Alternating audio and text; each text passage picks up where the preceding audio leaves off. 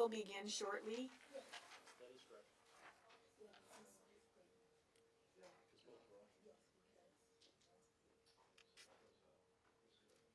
Is this when they wanted council time to start? Mm-hmm. Yeah, look at the difference in that book. Yeah, a lot of people don't want to come because they want they gotta go home, get the kids to bed, everything else. They can't be here till 10, 11, 12 o'clock at night. So, you know what? We've tried it this way. We've been at 7 o'clock for 20 years. Maybe it's time for change. Yeah. So you're aware, I know. she's an attorney with her office. With your office? Yes. Oh, So she's not going to make a public comment. okay. She better. No, we don't do those anymore. All right. So, welcome to the first closed session of 2023. I guess we should probably do a roll call.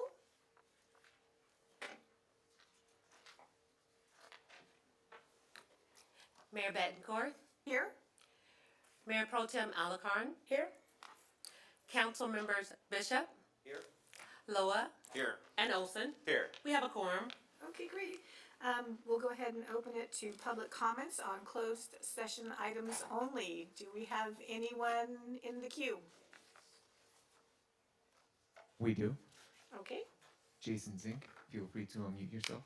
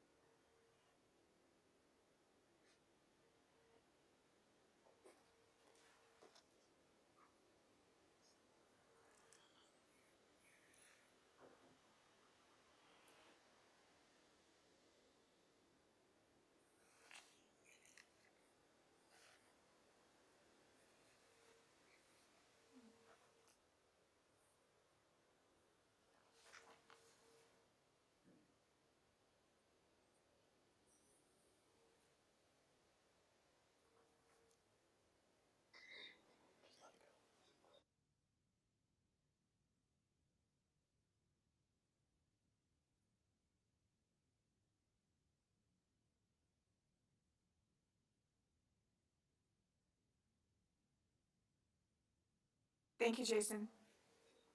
Anyone else?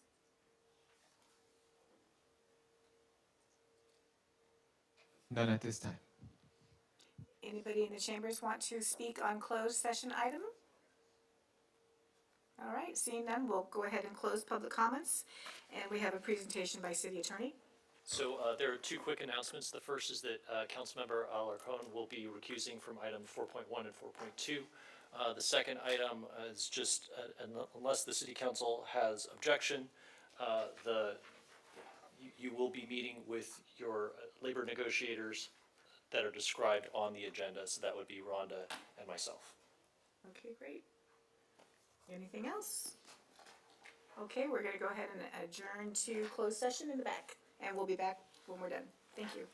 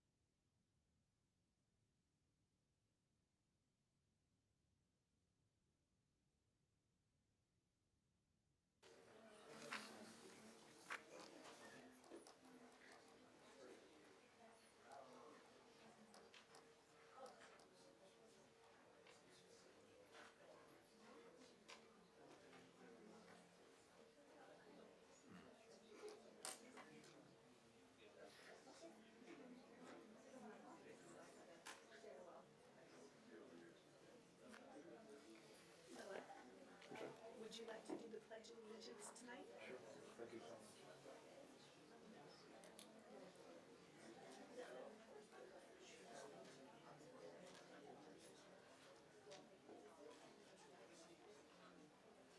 had a deputy Riverside County that was murdered the 29th of December, so we thought that we could do that. Sure, absolutely. Do you remember his name?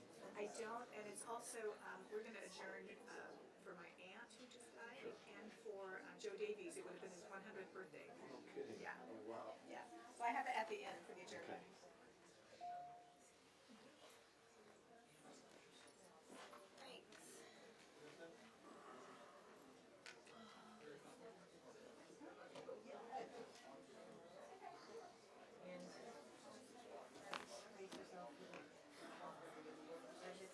Oh, yeah, I know. I was more about that, it's coming. Sorry. Oh, wait.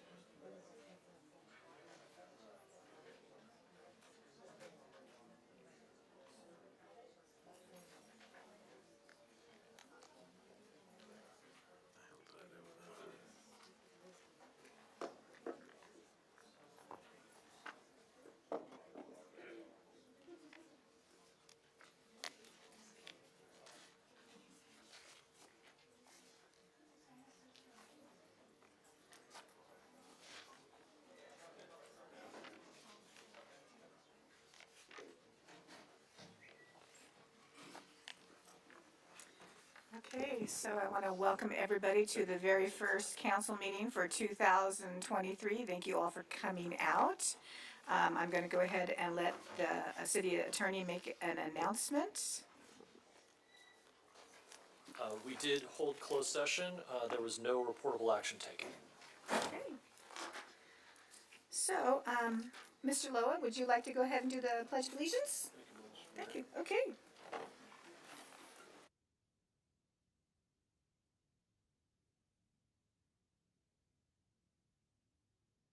December 29th, and in his memory, we will conclude the meeting. Also, the mayor's aunt has passed away. It will also be adjourned in her memory. And Joe Davies, 100. And Joe Davies, a previous city council member, today would have been his 100th birthday, so in his memory as well. Place your hand over your heart. I pledge allegiance to the flag of the United States of America and to the republic for which it stands, one nation, under God, indivisible, with liberty and justice for all.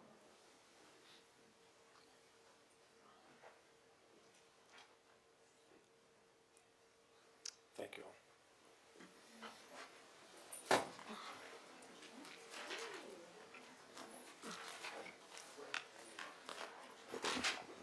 All right, looks like there's a presentation, 8.1.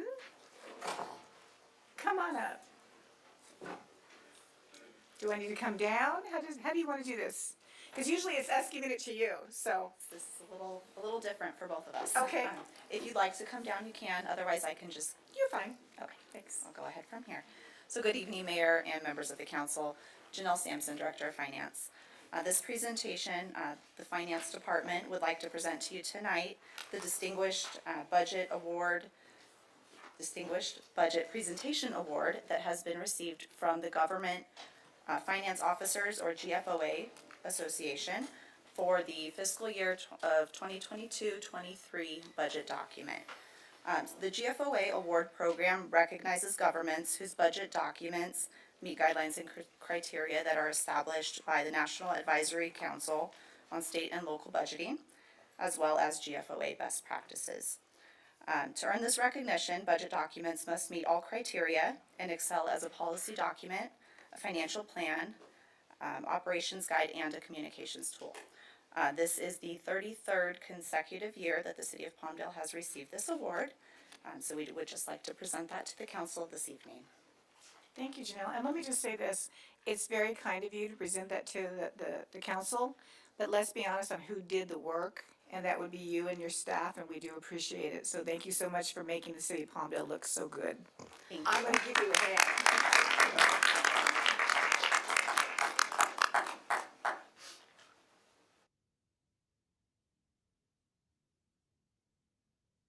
Okay, next, number 9, we have waiver of full reading of resolutions and ordinances.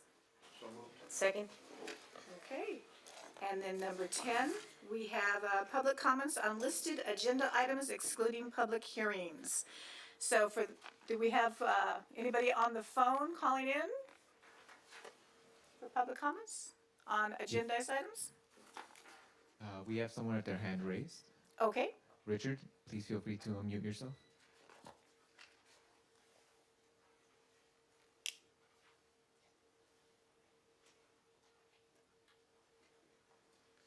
Richard, feel free to unmute yourself.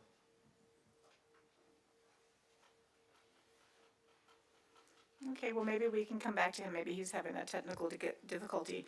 Do we have any speaker cards for agendized items? Yes, Mayor, we have Jason Zink. Good evening and Happy New Year to everybody. And I want to congratulate Alacron and Olson to your seat, and to Mayor Laura for being mayor, and hopefully leading us forward and accomplishing a great deal more than we have in the past. I want to thank you for doing the agenda and putting it on here for a public testimony. But on number 12, it should also be public testimony, because that's regarding appointments. And the public should have a right to say, who gets appointed to these committees, and as a separate item. And it is a separate item because it's number 12. It even says it. So I'd like that corrected for the future. And also, at the very beginning of the agenda, it should be for non-agenda itemized items for 10 minutes. So people that can't stay around for 2 hours but might need some help from the city can do it. So I'd like you to reserve 10 minutes for people at the beginning, and then everybody else at the end. I'd like to speak about 11.7, which is it's a grant from the state, but it doesn't say a grant for the library, and I think that needs to be put on the agenda. You think you'd want to toot your own horn, the staff and everything on that, so I think that needs to be better. On 11.9, McAdam Park turning into the Little League, relocating it. I don't remember ever being any discussion at a city council meeting or anything, and that's why I want a park citizens committee, so we can discuss these things and then and be involved in the decision process. On 11.10, the roundabout, you want to spend $200,000 to put some rocks and another Joshua tree. That's outrageous for a roundabout that's going to be replaced in the future. So I do not agree with that expenditure of $200,000. On 11.1, Avenue R Railroad Crossing, I want that to be upgraded to the train horn quiet zone status. I want Palmdale to be a train horn quiet zone, where the train does not honk their horn in the middle of the night with all the commuters that live here. And it should have all those upgrades. Every crossing should have those upgrades in the city of Palmdale, so people have a quality of life. Because there's twice as many trains, and they're long, and that horn just keeps honking all night long. And it's disturbed my life, and I'm sure it's disturbed everyone else's in Palmdale. So I want you to look into a grant for that. Ask Garcia to make all the railroad crossings, the quiet zone safe, so the horns stop. And that's it for right now. Thank you. Thank you. Next speaker? We have Mario present. Mari?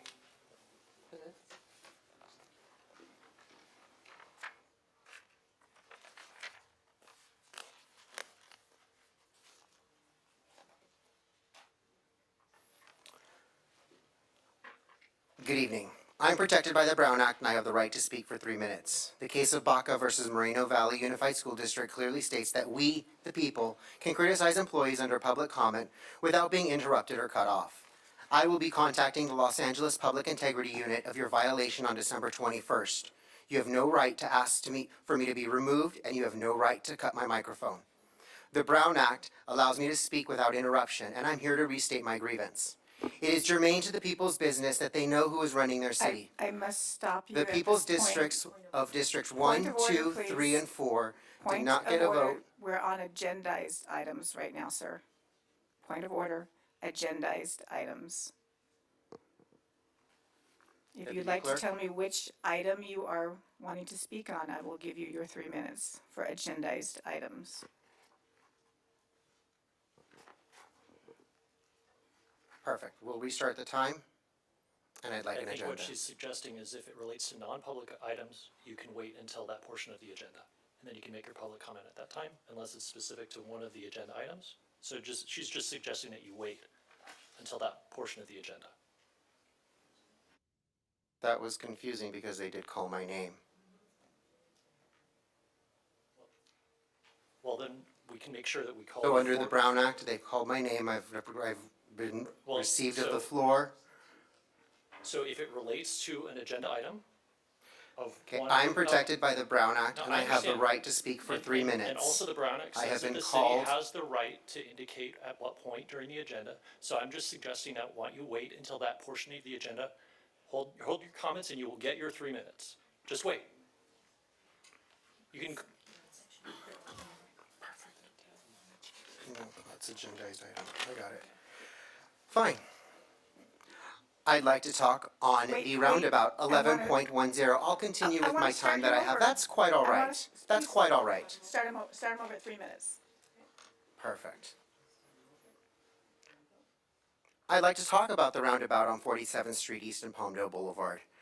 Spending $204,000 for this roundabout. Did you even consider maybe having water reclamation in there, harvesting the water? We literally just saw thousands of gallons dumped in this community, and that water has run into the city of Lancaster. We have no way of capturing any of that water. It causes a disturbance to the citizens of the community, and roundabouts, okay, are a perfect way for you to capture that water. I believe I recommended a YouTuber, believe it or not, Brad Lancaster, okay? Was any of that implemented in the design of this? Because that is actually money saving, where you're not actually going to be spending money to maintain these, and you're not going to be putting rocks there that are going to prevent native growth, native animals, to be in that community and reclaim that community, because we want to be part of nature. We want to be a place to be called home, but we don't want to step all over the desert. We want to be a shining beacon, but in this, was it even considered? I would love to know that. Like Jason Zink was saying on item 11.11, that train honking, I live right off of 5th Street East. I hear that train at 3 o'clock in the morning. I agree with Jason that that should be a no honking zone. This entire city, as they move through, it is a disturbance. And I think that you really should be reading all the resolutions. I really do, that we should be moving public comment to the front. Because people like me who do have a lot of other things to do, okay, could speak and go back to our city. Because we're not going to drag out and wait here till 10 o'clock at night to speak. And if we do and we start, that's going to only keep you guys here longer. If you want to do public comments at the beginning, that would help get rid of the people who have here just to tell you something. And that way you guys could move on with your city business. That's a really good recommendation. So I think that's about it for now. Thanks.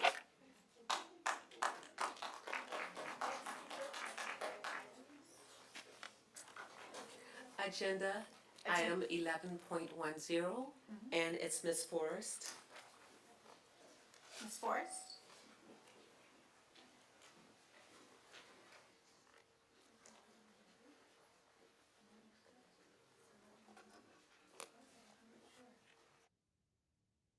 Before you start the clock, could I clarify? Reading the rules, we get to talk about one agenda item, and then when they call another agenda item, that's, speak on that too? No, you can speak to all of your agenda items at one session, one time. and to be clear, it's on, you can speak on item 11, basically anything that is not a public hearing item. So for example, if you're here to talk about one of the ordinances, then you would wait, your comments, you would wait and speak during that time. So if you want to speak on something that's on the consent calendar, for example, you could speak now. Or on the appointments, that's section 12. Okay, thank you. Okay, and I'm Laurel Forrest, live in Palmdale 10 years here, and would like to talk about the proposed contract for landscaping the traffic circle. I have to navigate that traffic circle several times. Sorry. Thank you.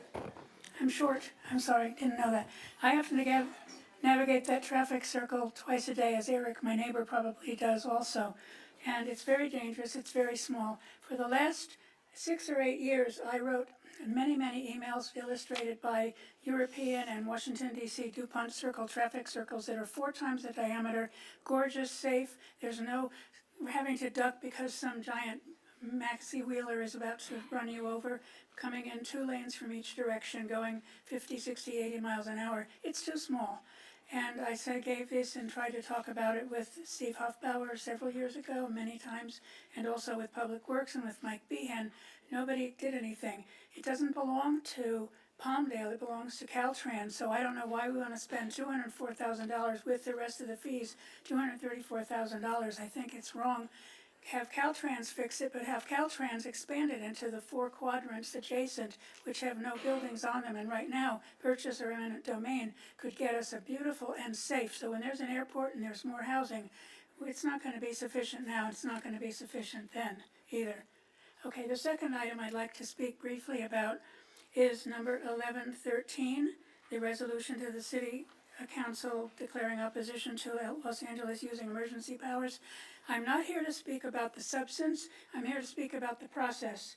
When this came up as an emergency declaration 2 weeks ago or 4 weeks ago, it was stated by the city manager that she had tried to contact the office of Karen Bass, the mayor of LA, and she couldn't, but I think council member Eric Olson said he had contacted them, and I think another council member he had written to them. I also contacted them, and I'm an absolute nobody now in retirement, and yet I got answers from their public phone number, their email, and their other contact form within the day. And it was only to make sure that they really received those contacts that Ms. Rhonda Perez claims that she made. I would like to see evidence of this and have us known as a diplomatic city, not one that comes pushing our way and insulting people by saying, well, you intend to come and push this upon us. They need to actually have a negotiation with them and an actual collegial meeting and some sociability with them, and not just claim, as this second one does on item 1113 today, the same repetition of, well, we tried to get in touch and they won't answer. I don't want to insult anybody, but I'm incredulous that they wouldn't answer.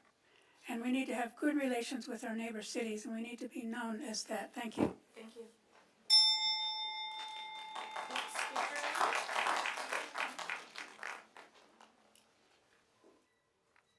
I have no more speakers lists at this time.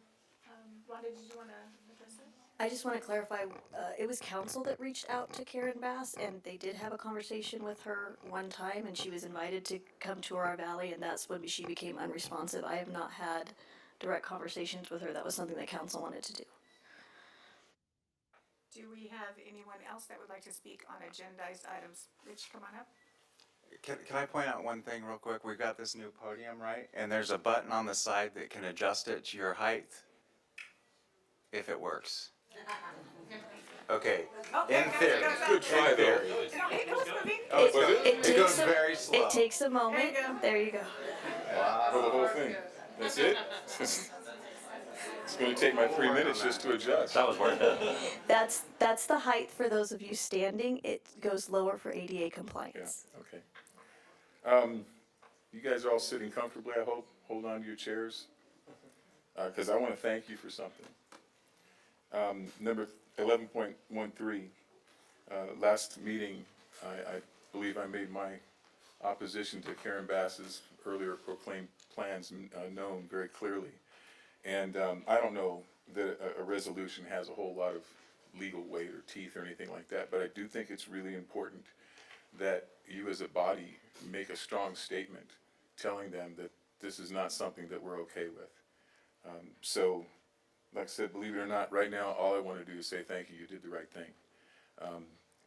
whatever you might think of me personally or the organization I represent, I want you to know that when you do what we think is right for the city, when you do things in a legal and constitutional way, when you pay attention to the voices of the people you represent, I'd be happy to sing your praises. I mean, that would be fantastic if that's all I ever had to do.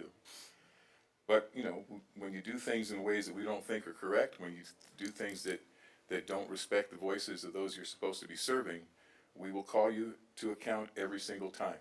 We used to have a media that was in charge of oversight for city councils and other political bodies. They have abdicated their responsibility for the most part, and honestly, it should be the citizens doing it anyway. So that's what we're here for. None of it is ever personal. It really isn't. We just want our city council to operate in a way that is in the best interest of the citizens, that is legal, that is ethical. And for now, that's all I've got. We'll talk to you later. Thank you.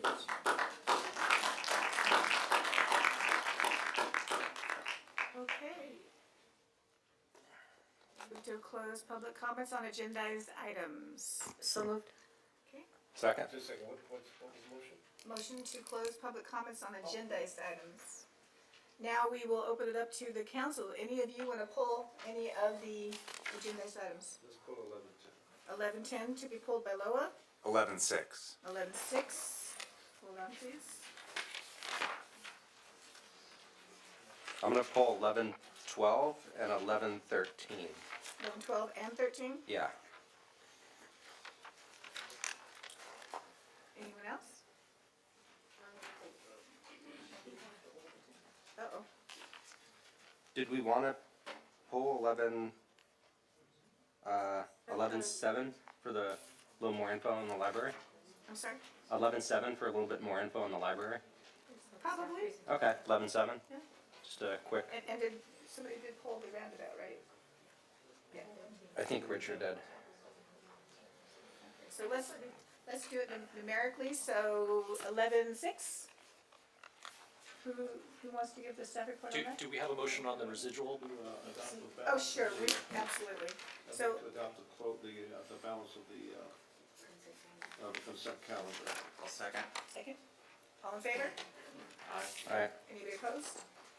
Okay, great. So let's start with 11. It's 5-0. 5-0. 11:06, adopt resolution 2023-002. Good evening, Sophia Reyes, Housing Manager.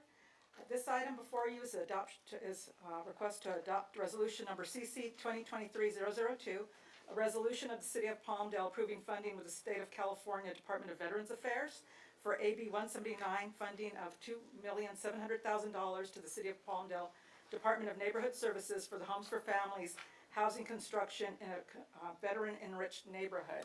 This funding was secured by Assemblyman Lackey for the veteran housing that is on Division near East Avenue R. Staff's available for questions. So I just want to make sure that this is not Palmdale residents' tax money. This is money that's given to Palmdale for veterans housing. It's not coming out of the city coffers with taxpayers' money, It's correct? coming from the state of From California. the state of California. And the reason I pulled that is so that I can say thank you to staff for facilitating that money, and thank you to Assemblymember Lackey for securing $2.7 million for our city. I make a motion to approve that item. Do we do a voice? All in favor? Aye. Anybody opposed? Motion carries with a 5-0. The next item, I believe, is 11:10. Right, and I asked that to be pulled, was there do not? we have 11-7 or 11-10? Oh, did I miss one? Sorry, Just leave it. 11:07? Yeah. Just a quick report. Just a quick report. Good evening, Lynn Glidden. I'm the Director of Public Works. I almost said Deputy Director of Public Works. Director of Public Works. 11.7 is adopting resolution number 2023-001, which is basically authorizing the grant application, the acceptance, and the execution of the grant funds that the city received from the State of California Budget Act of 2021. This grant that our Parks and Rec Department submitted was for library renovations. The city was awarded $98,000 with no match, so no money will be coming out of the city coffers. Budgeted for fiscal year 22-23 and 23-24. The grant will look into providing elevator repair, modernization, HVAC replacement, and also carpet replacement. Well done. We really do have a fantastic library over on the premises. If those of you who haven't seen it, you can check it out. It is very well stocked with books, a lot of resources, so I appreciate the staff doing what they can to find more funding to keep the library up to the quality it should be and deserves to be. Thank you. Thank you. Anybody else have any questions on that one? I want to follow up, Councilman Bishop. This is a city-owned library as opposed to county libraries. And I think anyone that patronizes our library and compares it to county libraries will see the quality and the resources that are available to that library and the staff that serves the community. It's so essential that our community have access to information at a library. Even though so much information is available on the internet, it's still something substantial to be able to have a library like that we have here in the city. So thank you very much. We got lots of computers in there too. What's that? We got brand new computers and they're open to the public. Absolutely. We redid the whole pit area. Got new computers in there. It's really come a long way since I've been on council. So. Good job. All right, I'll make a motion to approve. Second. All in favor? Aye. Anybody opposed? All right, that carries with a 5-0. Now it's 11:10. This would be the roundabout. Right. Which I just want to say that I voted against that from the very beginning because I don't like roundabouts. Just want to say that. You voted against the roundabout? Oh, yes. I But don't the like roundabout roundabouts. was put in when I was on the council the first time. Yeah. So that was a Caltrans project. I don't understand why we would need to do this landscape project at this time. I think the public is raising some legitimate concerns. How does this enhance the safety and security of the public that use that roundabout? It's not really, it's actually bringing more of an aesthetic appeal into the city, coming from on the east side, coming into Palmdale. We have no landscaping along that side. The original roundabout, which was built by Caltrans, did not have any existing landscaping with the exception of the existing Joshua trees that were there. So as I remember it, this was brought forward by previous council to provide beautification efforts for that area. So if I can interject, in our staff report, it indicates that the work also includes the installation of traffic control measures. Probably more revised striping, updated striping, cleaner striping. But we're not increasing the size of the roundabout or anything like that. We're just providing more of the beautification aesthetic value and then striping around the outside. Yeah, it purely is just a landscape Yeah. project. I drive that roundabout every single day. It is nothing but dirt in the center right now. It is, if you're coming from the east, it is Palmdale Boulevard, so it leads right into the city. If you're coming east, you head left, that takes you to the 47th Street Shopping Center, so it is a very highly visible, highly traveled roundabout road. Whether you love roundabouts or hate them, it should be well landscaped, and it is one of the entry points into the city, so it, you know. So, Len, I don't mean to put you on the spot, but is there anything we can do to, if we have to have a roundabout there, is there anything we can do to encourage Caltrans to make it bigger? Because like Lauren Forrest said, it's too small. I mean, if you guys remember several years ago, the cattle truck that toppled over there with all the cows that got loose, and it might be fine, no offense, Mr. Bishop, he has a small car. Oh, no, it's busy. Really, really Oh, small. no, I'm not gonna sit here and say, truck. it's a nice roundabout, And, but it you know, could I be have wider. to really watch people in that roundabout, and to me, I see it as a dangerous situation, and I know I'm not So supposed to say that, that's something that we can look into with our traffic engineer and Caltrans. it really needs some more space because that is a truck route, the trucks have to go down Palmdale Boulevard. And put Now, decent the trucks on roundabout there. itself we could probably look into widening it outside, but the interior circle of it would probably stay the same. But that would probably involve purchasing some right-of-way around the outside of it, but we can look into. Okay. And I don't mean to put you on the spot, but this is from what I understand, the last phase of the project. This is the actual construction Yes. of whatever landscaping aesthetic improvements we're gonna make. Can you talk a little bit about all of the steps prior to this? I would imagine there was a design component, and we went out to bid on that, so there was opportunity for the public to participate in that conversation way at the outset of this. So this, I believe this has been a long, It's been a long-standing long project. process. We've gone through several iterations of design. We look to trying to do a monument sign at that location. Again, another entry point to the city. Because this is Caltrans right away, we do have to conform to Caltrans requirements. Putting an entry sign was not allowed because of site distance issues. Going in through the design process with Caltrans, we have to again conform to their issues. It is non-irrigated, so we don't have water there, so we are doing dry xeriscape planting. We're keeping the existing joshua trees there, trying to just make it more beautification. Our city, that area is lacking in that. It provides an entry point to the city. We went out for the design with one of our local landscape architects. Got it through the permit process through Caltrans, which can take a very long time to do, traffic control plans, things like that, and then subsequently went out to bid. I know that previous council member, Juan Carrillo, had talked about possibly putting some piece of artwork in the center of it. That's the that was other the thing, original which is idea, right? against Caltrans's. Right, and to be honest with you, as much as I love art, because I can't do art, I appreciate it because I can't do it, so I have a lot of respect for artists, and Rich, I know that you're an artist, and thank you for what you do. I can't even draw stick people, but to put something beautiful in the middle of a roundabout that people will be looking at instead of the road, is frightening to me. It's So- already hard enough driving around yeah, that thing. so if we could clean it up, make it nice, that would be great, but I certainly don't want any more distractions in a roundabout. No, this is all very low flow, Okay. low growth Okay, plants. thank May I- you. Mayor? Yes. Thank you. I'm just concerned about the price and sort of a side issue.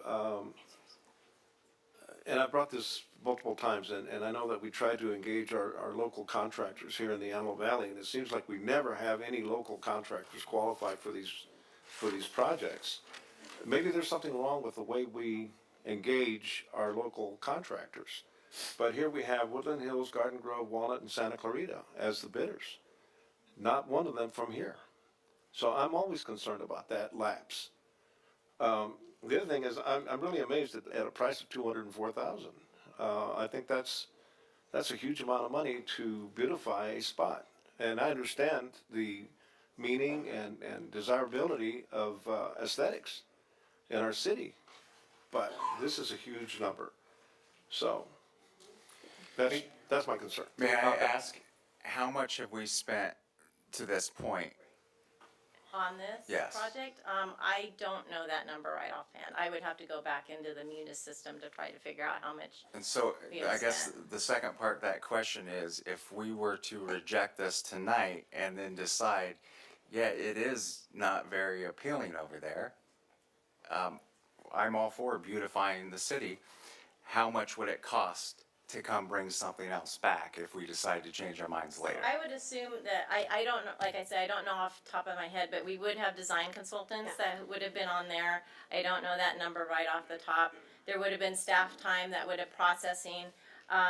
We probably had some fees with Caltrans that we had to pay to get a permit. So there is probably a cost. And then the bid and award process, the outreach for soliciting bids for the construction component, I would imagine we also went out and That's bid and ours. award process for the design component Yes. at the outset. Yes. So there was already an expenditure for the design component. This is the sort of the last This is phase. this last phase You've of already it. expended money in, working with Caltrans and the permitting process and that kind of thing. Correct. So it's gotta be in the. And then if we came back, There's the no way costs guarantee are Caltrans today, approves. the costs are going to be exponentially Yeah. higher Do you want next year or whatever. And just to Councilmember Loa's point, in terms of our lowest responsible bidder, yes, I agree with you, and I think in our conversations, in our council briefings, I made the exact same Yes. comment, and I asked staff to explore alternatives in terms of outreach to potential proposers, bidders, doing something other than planted bids, some other workshop education component to our outreach. But our lowest responsive bidder is proposing 204, but if you look at our fourth responsive bid, it's double. So I know 204 is a lot, but it is markedly lower than one of the other bidders. So I'm not sure exactly what was in the specs of the design or what was put out in the bid.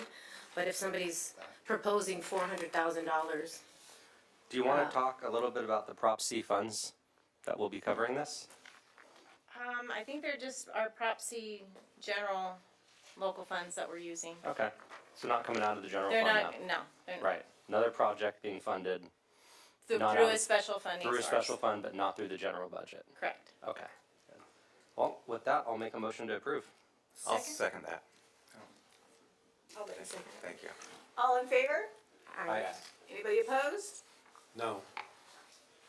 is that a no, you're That not? means I guess I'm opposed. Okay, so it'll be a 5-0. So it's either No, an it's aye five or a one. nay. Oh, that's- Or, oh, you're a no? 4-1. I'm no on the.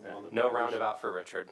Okay, so 5-1. No, I want the, 4-1. the roundabout's fine, it's expensive, I've got problems. Okay, so it'll be a 4-1. Got it, all right. Motion carries 4-1. So the next one we have is 11-12. gonna stay up here. Okay. So 11.12 is adopting the resolution. This one I pulled, I'm gonna, Oh. out of an abundance of caution, I'm gonna recuse myself from this, cause, my business has done, work with ServPro. I believe we've wrapped their vehicles. I believe it's the same ServPro that's up here serving the Antelope Valley. Yeah. So I'm gonna recuse myself from this one. And unless there's any other question, I'll move to approve this item. Okay. Second. All in favor? Aye. So that would be 4-0 and an abstain. And he can come back. Abstention? Oh, you know the big fence was, okay. All right. All right, so motion carries. That was fast. Yeah, it was. All right, 11-13. That's homeless one? Yeah, the letter. Got it.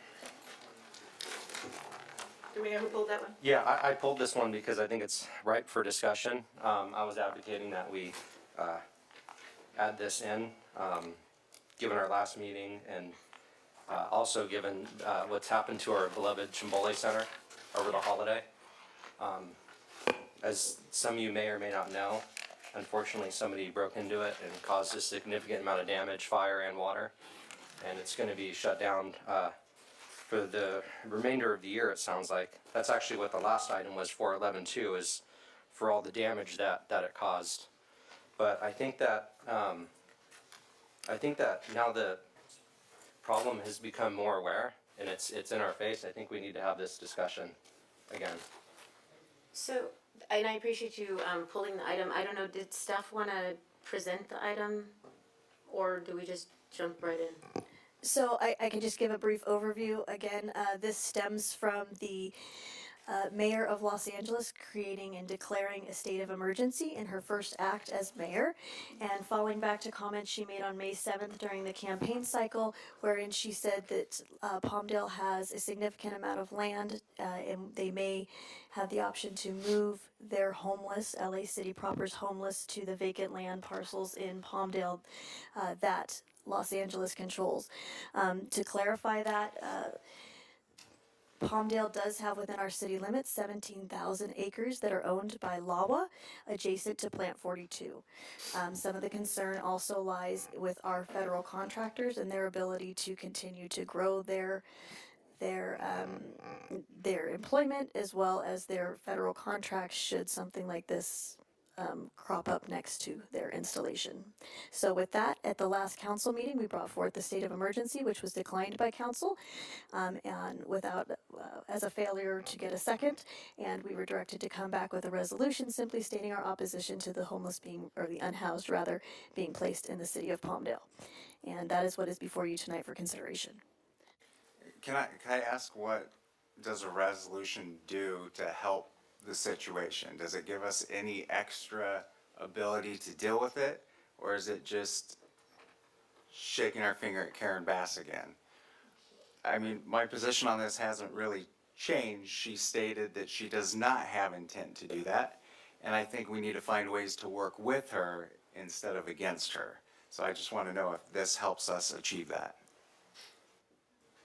So the resolution would formally declare your opposition to that. So to the extent that you're correct, this does not have legal significance other than it's a formal thing that you can point to in any discussions, and certainly for public awareness that they're aware where you all stand on that item. So it's purely, it's a formal statement of what your opinion is, and you can do with that what you will. So let me just say one thing about resolutions and about letting the quality of life issues that we want for our community be publicly known. And that's what this does. It's a new year, it's a new council, and everybody up here has agreed that we will be Team Palmdale. We will support the city and defend this city, and we will make sure that we have the best quality of life that we can for the people, the residents that live here. And by letting what we will accept from outside influences be known and understood by people around us, by our neighboring communities and cities, is very important. So what you're looking up here for 2023 is a brand new council, and we are going to defend our city. We're going to protect our residents. We're going to protect our quality of life, and we're going to do what we think is best. So that's kind of what this resolution is. It doesn't put any money behind it. It doesn't put any sanctions attached to it, but it lets people from outside the area know where we stand on the issues. I agree with that. My only concern is we're going to have to work with her in one way or another. I don't want to give her any reason or excuse to do this. I agree with you. Nobody wants any homelessness sent here from anywhere, not just the city of Los Angeles, but from the cities of Burbank and Santa Clarita. We don't want it from anywhere. Can we make that the resolution and not just single out Karen, who, if we make the mayor of LA mad, might give her more inclination to do it? I agree, Eric. How do we fight this in such a way? Because we know there's an issue with people getting on the Metrolink and ending up here. Like, I don't know if our city manager, Rhonda, can confirm it, but the person that came up that broke into the Chimbole Center was from Long Beach. Is that correct? We did not find a link to her being anywhere from the Antelope Valley. She had a history of being in other locations in the LA Basin. So that's an issue I have, is that you have these unfortunate people being sent up here on the Metrolink with tickets that are untrackable or untraceable, and they're coming up here. So they're getting rid of them in their community. They're coming up here where it's 30 degrees at night, 115 degrees in the summers, or 30 degrees in the cold winter nights. It's not a good place for them. So of course they're going to try to find someplace warm to go. And that's kind of what happened with our Chimbole Center over the holidays. So it's almost a recipe for disaster. So I'm with Eric. How do we stand up and fight this to keep these poor, unfortunate souls being sent up here? Mayor? Is there more benefit to declaring our own state of emergency for the problem that we have? Will that give us more? What did the Board of Supervisors, did they make, they had They something joined there? in with the state of emergency from. The County of Los Angeles declared its own state of emergency as it relates to homelessness countywide.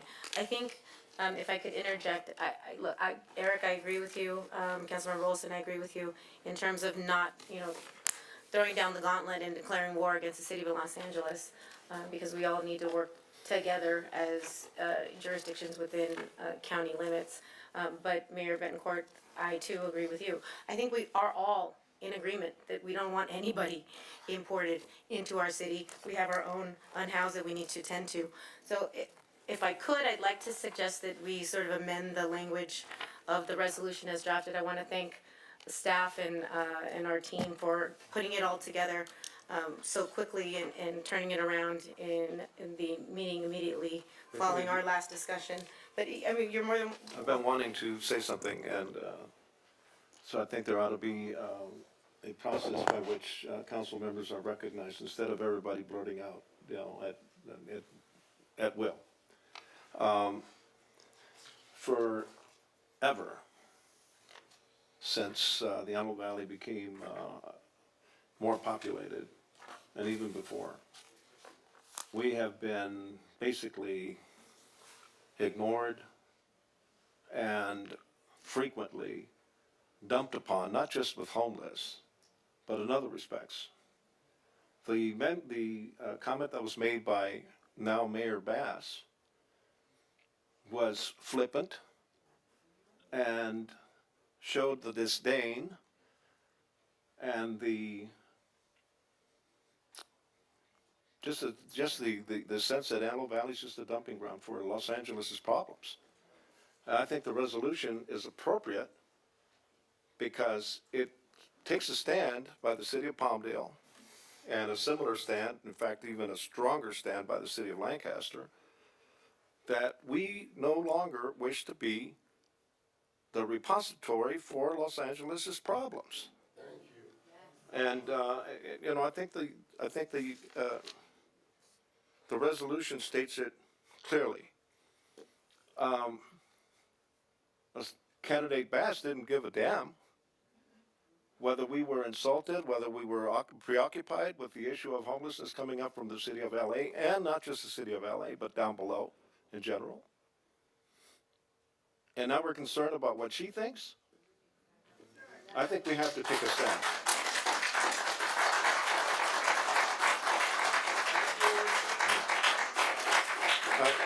I just think we have to take a stand. I think this is appropriate action. I intend to vote for this resolution as stated. So would you be acceptable to us just modifying it so it's not just limited to Los Angeles, but to any jurisdiction?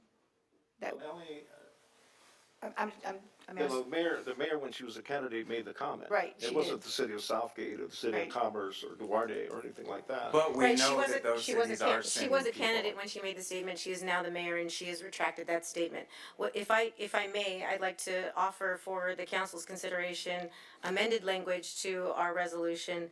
A resolution of the City Council of the City of Palmdale, California, declaring its opposition to the mass importation of the unhoused from any jurisdiction into the City of Palmdale. Very clear, very concise, and I think it makes the point known without declaring war on the City of Los Angeles. Yes, I will second that because I want to be very clear, we don't want it from anywhere. is that your motion? Yeah, I seconded her. I think the Mayor Bass will appreciate the watered down version, but if that's where the votes are, then at least a statement. Well, I feel like we've had a healthy discussion tonight, one that needed to be had. Yeah. All right, let's call for the vote. All in favor? Yes. Say aye. Aye. Anybody opposed? With the amended language. So it would be to keep this exact same language except that the title is changed? No, well, that would be the title and the final resolution, therefore it be resolved as follows. The title reflects So we Section have a 1. revised title and then section 1, declaration of opposition. to essentially reiterate the Would title. reiterate that same language and then keep the other whereases, or do we want to amend any of those? I would say the second whereas, We could where strike, where it specifically mentions Karen Bass, do you want that to remain? How about Karen Bass or others? Hold on, okay. Have a compromise? All okay, right. so that's a friendly amendment to, let's see, that's whereas number 3. Or as, okay, so strike whereas 3 and then, no, we can't. So we have 3 attorneys up here, so it could take a little bit.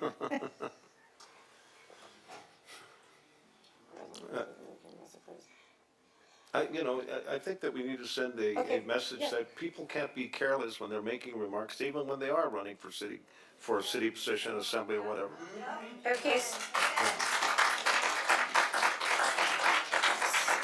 So, Mayor Betancourt, may I suggest that we strike whereas number 3, whereas number 4, and amend whereas number 5 to say it is unclear as to exactly what actions the City of Los Angeles or any other jurisdiction would attempt, and then we can leave the rest. Yes. Well, whereas number 3 and whereas number 4 both name Karen Bass as the originator of these remarks. And I think that we watered it down in terms of the declaration of the resolution, declaration of opposition, and we want to water it down even more. I would not support that.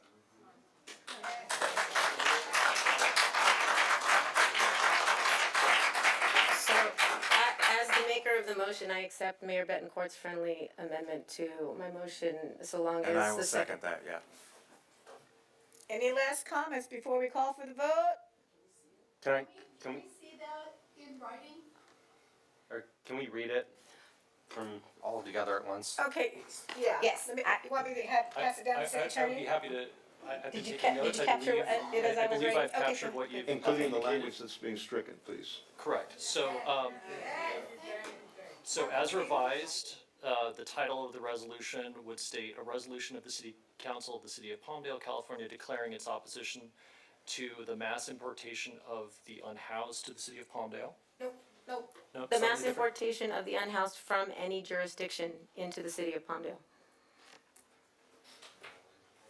Okay, and then whereas 3 and 4 would be stricken, so you would delete, whereas on May 7th, 2022, Karen Bass, when running to serve as mayor of Los Angeles, was asked about how she would address the homelessness issue and stated, quote, "There's a big chunk of land in Palmdale and maybe we could create a village out there," quote. That would be stricken, and then the next whereas would also be stricken that states, whereas on her first day of office as mayor of Los Angeles, Karen Bass declared a state of emergency relating to homelessness. And then the 5th whereas would be slightly revised. It would continue to say, whereas it is currently unclear as to exactly what actions the city of Los Angeles, and then you would add, or any other jurisdiction, would take, and then it would continue, would take to attempt to resolve the homelessness crisis, and whether and to what extent its emergency powers, do we want the word emergency, whether it's powers, I think we would want to, is that a friendly amendment to delete emergency powers? Okay, so we'll delete emergency powers, so delete the word emergency, so it'd be all powers. Powers might be used to create a homeless village in Palmdale or its vicinity.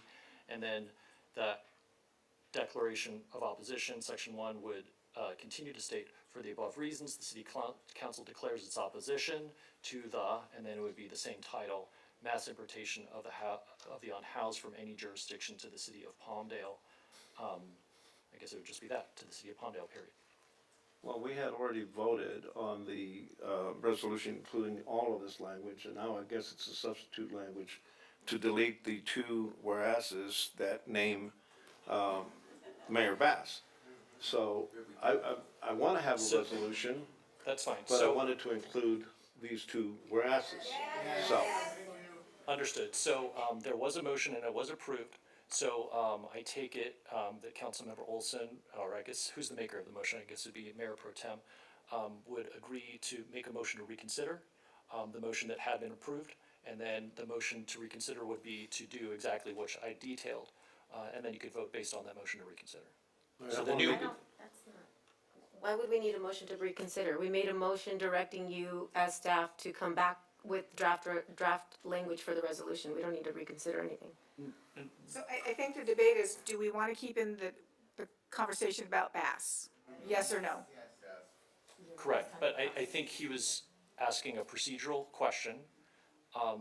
Councilmember Loa is technically correct that there was a motion and a second to approve the resolution as revised. and it was voted on Initially, and it was approved. voted unanimously. Thereafter, there was subsequent discussion, and based on that discussion, I think the resolution that I'm hearing 3 members of the council would wish to reconsider the motion that was already approved, so then you make a motion to reconsider, and then you could vote on that motion to reconsider. The motion approved was her original motion that didn't Yeah. have the compromise that the mayor. We never called the roll on that motion. Yes, it was called and it was voted on. There was no vote. There was no call I over the thought that roll. there was a vote. And then there was a friendly I amendment. There was a apologize. second and a thought friendly amendment. that is my mistake. I'm being told that there was no vote. I thought that there had been a vote. That's what I thought as well. Right, so there's no need, like I said, there's no need for any Correct. motion to reconsider or anything. There is a motion on the floor. It was seconded by Councilmember Olson. There was a friendly amendment by the mayor made, which I accepted.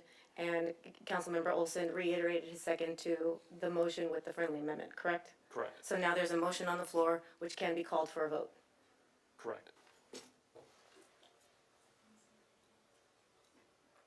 Madam Clerk, are you saying there was no vote on the original motion? I thought there was a motion 5-0, not by roll call, but by acclamation. There was no vote. All right. Are we prepared to vote at this time, or do we need further discussion? Do we want this brought back in writing so we can actually We see? definitely are gonna have it brought back in writing. Because I'd like to see everything written down. I'm not 100% clear.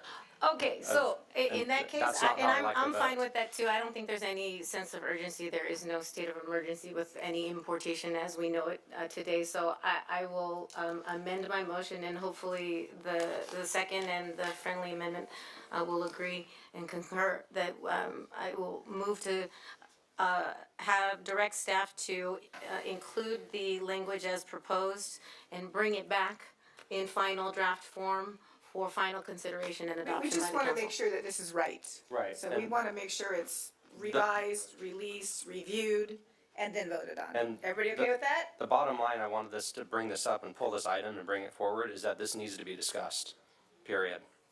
And that's what we're doing.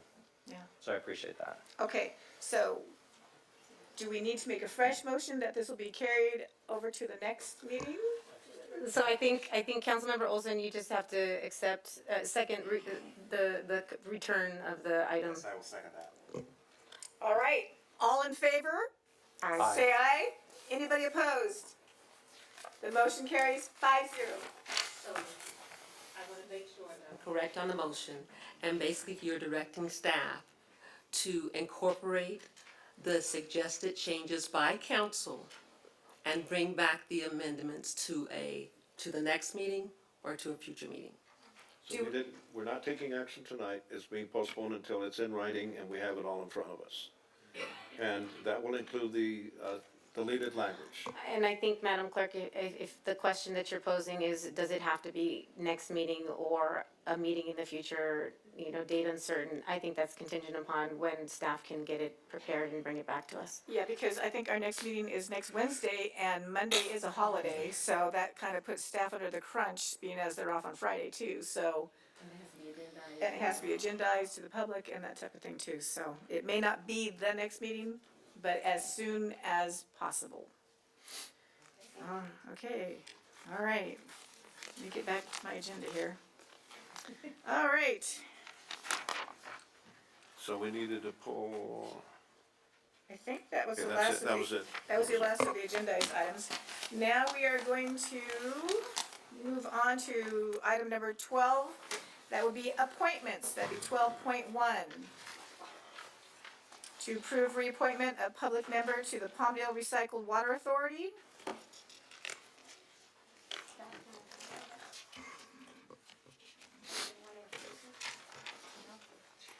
Do we have the person here, the member here in the audience?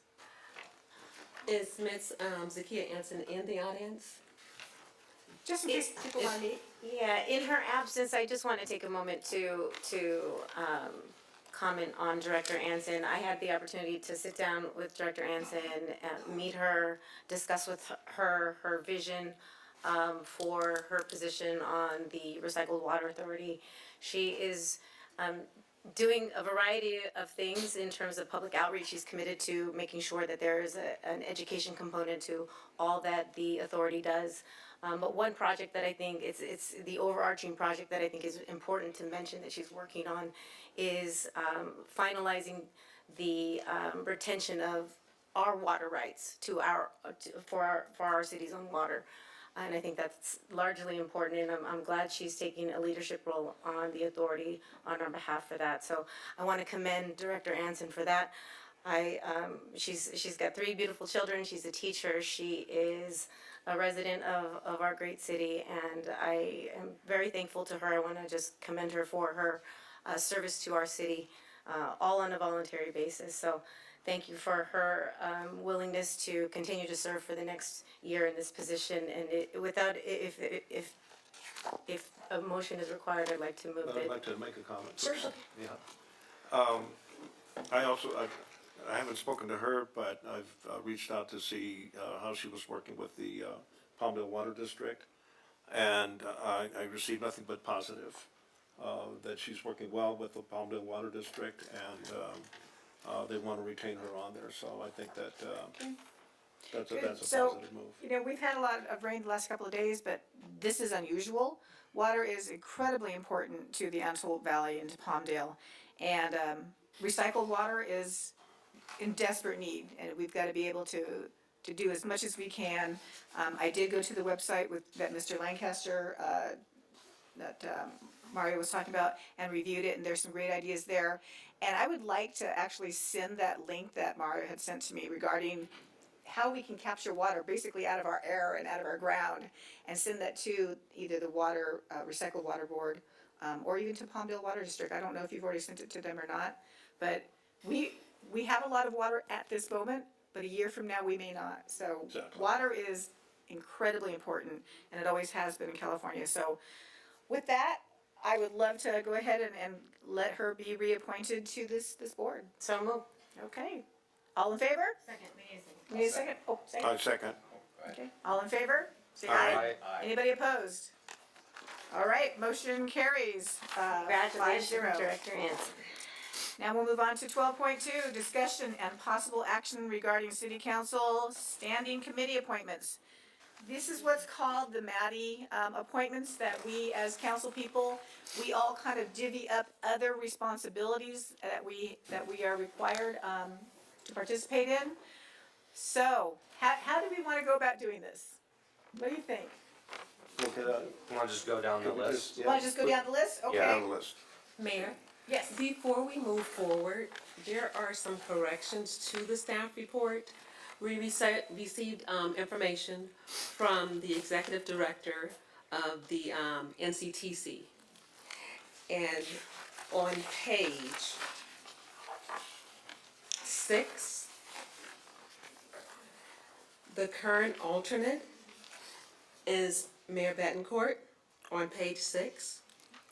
And on page 7, we will not be making an appointment to the SCAG Regional Council because the appointment goes to Lancaster. Right. But that's every 2 years. So Right, we had every it for 2 2 years. years. Now Lancaster will have it 2 years, and then we'll get it back on the rotation. And those are the only corrections. Okay, great. Thank you so much. All right, so I'm looking at the Maddie Act local appointment list. So I'm gonna just go ahead and, first of all, is there anybody who has something they really want to do? ABTA. Well, say it again? ABTA. You want I'd like to ABTA? remain on ABTA. I would, there's 2 positions on ABTA. I would also like to join him on ABTA. Is this gonna be too complicated if we do it this way? Yeah, You don't want to it die. would probably be best to go, look at the staff report and go through each item. That would be the easiest way. Okay, let me And get then to the after you items. guys make your selections, then we'll have a vote, just one vote.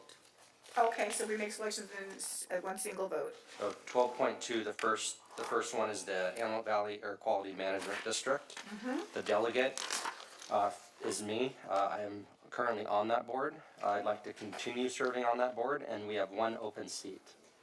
And I'm interested in serving on that, Okay, in that seat if. I'll make a motion for Andrea. I think we're gonna do one motion at the end. Okay. So we're gonna put Andrea's name, so Okay. Austin and Andrea for the Antelope Valley Air Quality Management District. Next page. Antelope Valley Mosquito and Vector Control District. I think we have to find a public member for that. It is vacant.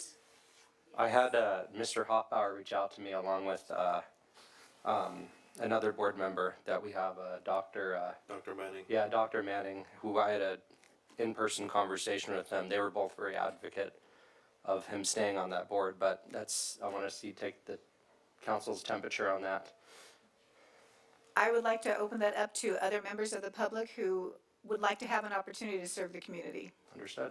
I think that Mayor Hoffbauer was serving there while he was mayor. Yes, he As was. opposed to being a public appointee. Right, because we hadn't opened it up to any public. This is supposed to be a public position, so. Right. So let's go ahead and open that up to the public for, is it 30 days, 60 days, About 20 days. 20 days?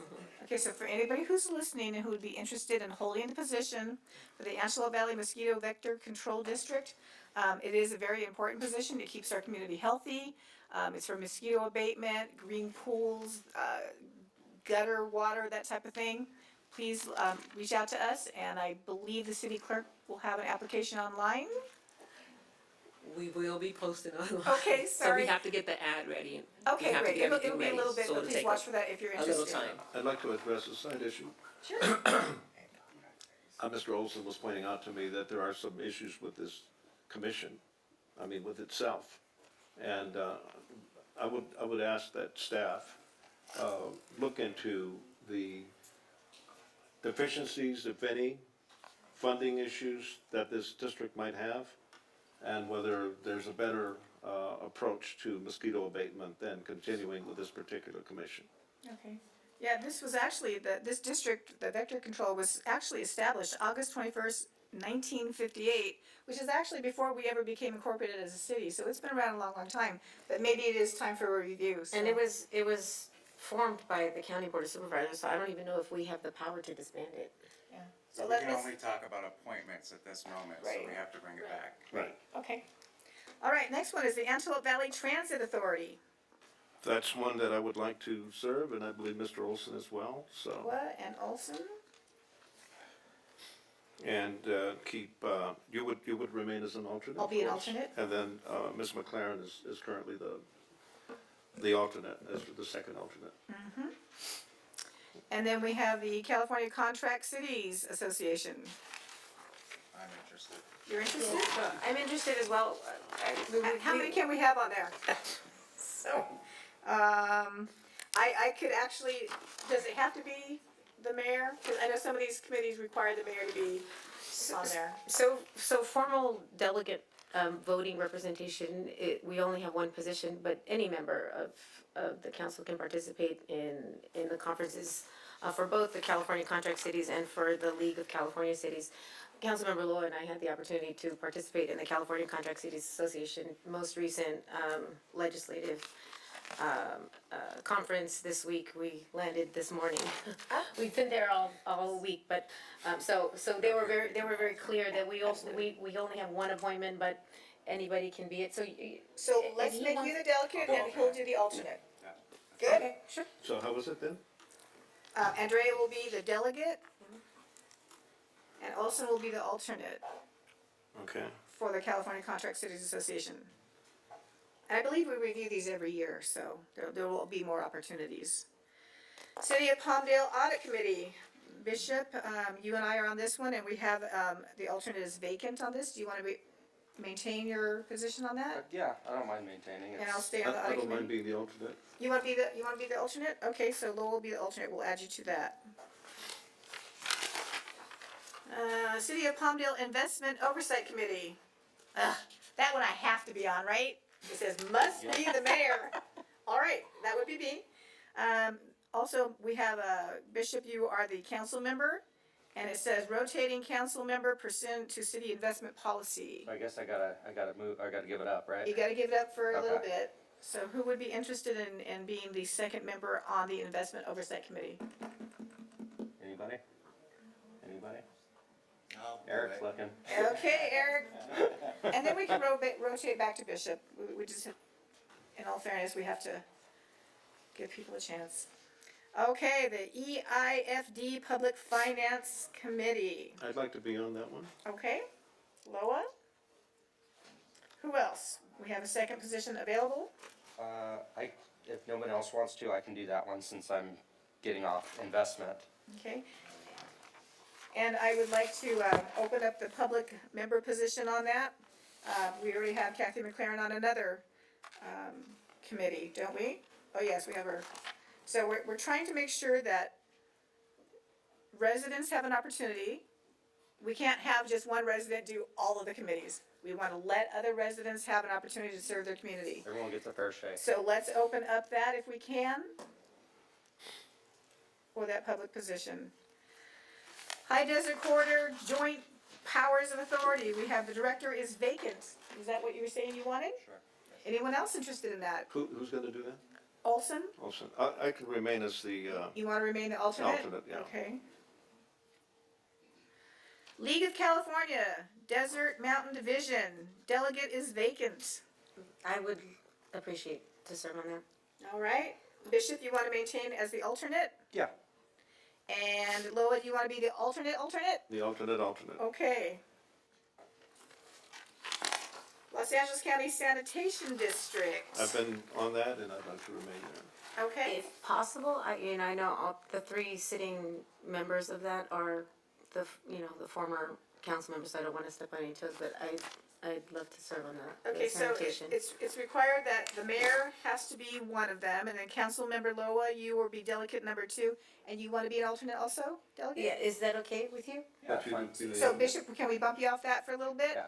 I must warn you, Andrea, I think I've done one meeting in the last 2 years.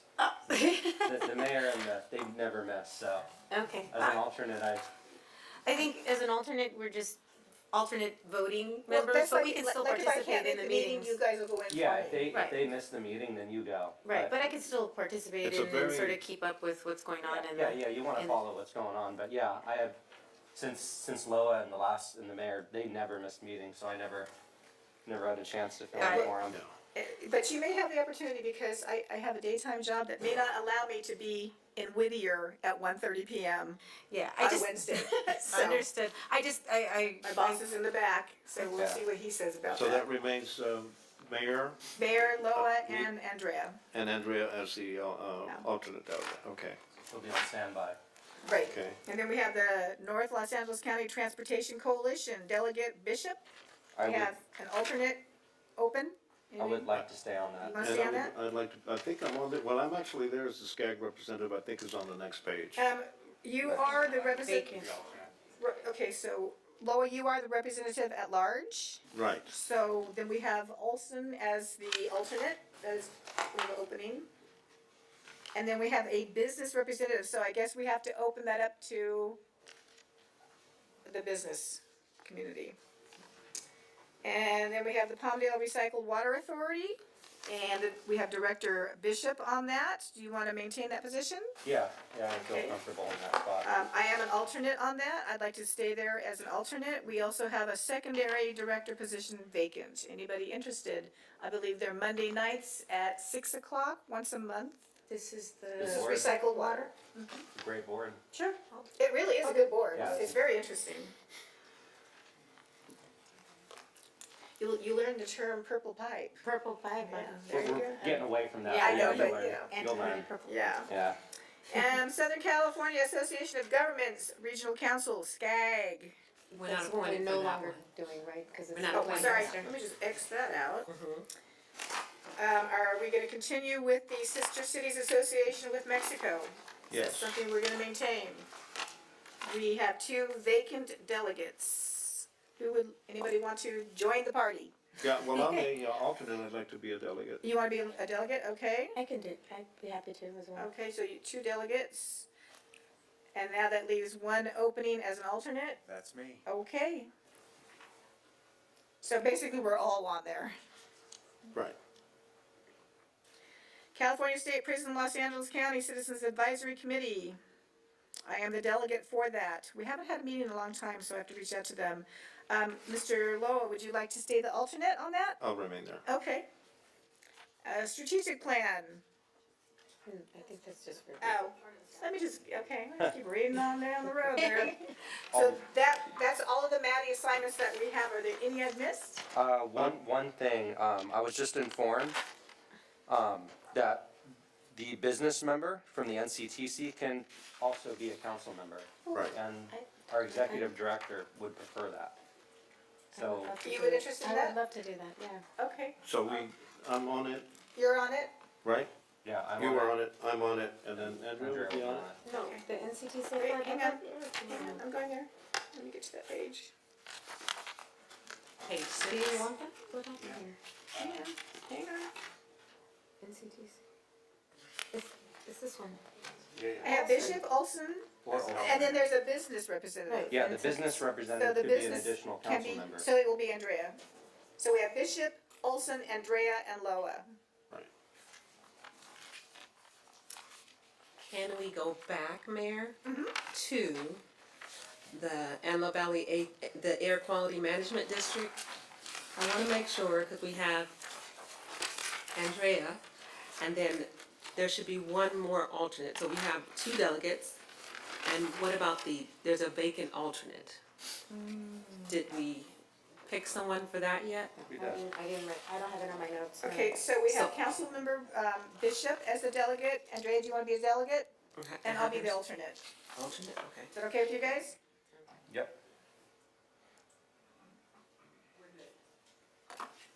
All right, so everybody has, Did we touch on Southern California Association of Governments? That's the policy one that's, committee member? it alternates every 2 years with Lancaster, and they have the appointment now. Oh, okay, got it, okay. so now that we've got everybody with their names on there, we can pass this with one motion. So, a first and a second, and then we'll call for the vote. Do I have a first? I'll move. Second. And a second? All in favor, say aye. Aye. Any opposed? All right, the motion carries 5-0 for those assignments. Well done, Mayor. I thought that was gonna be far more complicated than it ended up being. Okay. Now we will move to number 13, public hearings. 13.1, public hearing to obtain resident input on community needs for the 2023-2024 action plan. And we have Sophie Reyes here to talk to us about that. Mayor and Council, I'm Sophia Reyes, Housing Manager. Staff is requesting a public hearing to obtain resident input on community needs for the 2023-24 action plan related to eligible activities for the use of Community Development Block Grant and Home Investment Partnership funds. The public hearing is a prerequisite to receiving the city's annual CDBG and home allocation of funding from the U.S. Department of Housing and Urban Development. A second hearing will be held on May 5th, 2023, or proposed to be held on May 5th, 2023, to allow the review and comment on the draft 2023-24 action plan and the proposed use of funds. A public notice was published December 27th, 2022 in the Antelope Valley Press and the city's website. Staff is available for questions.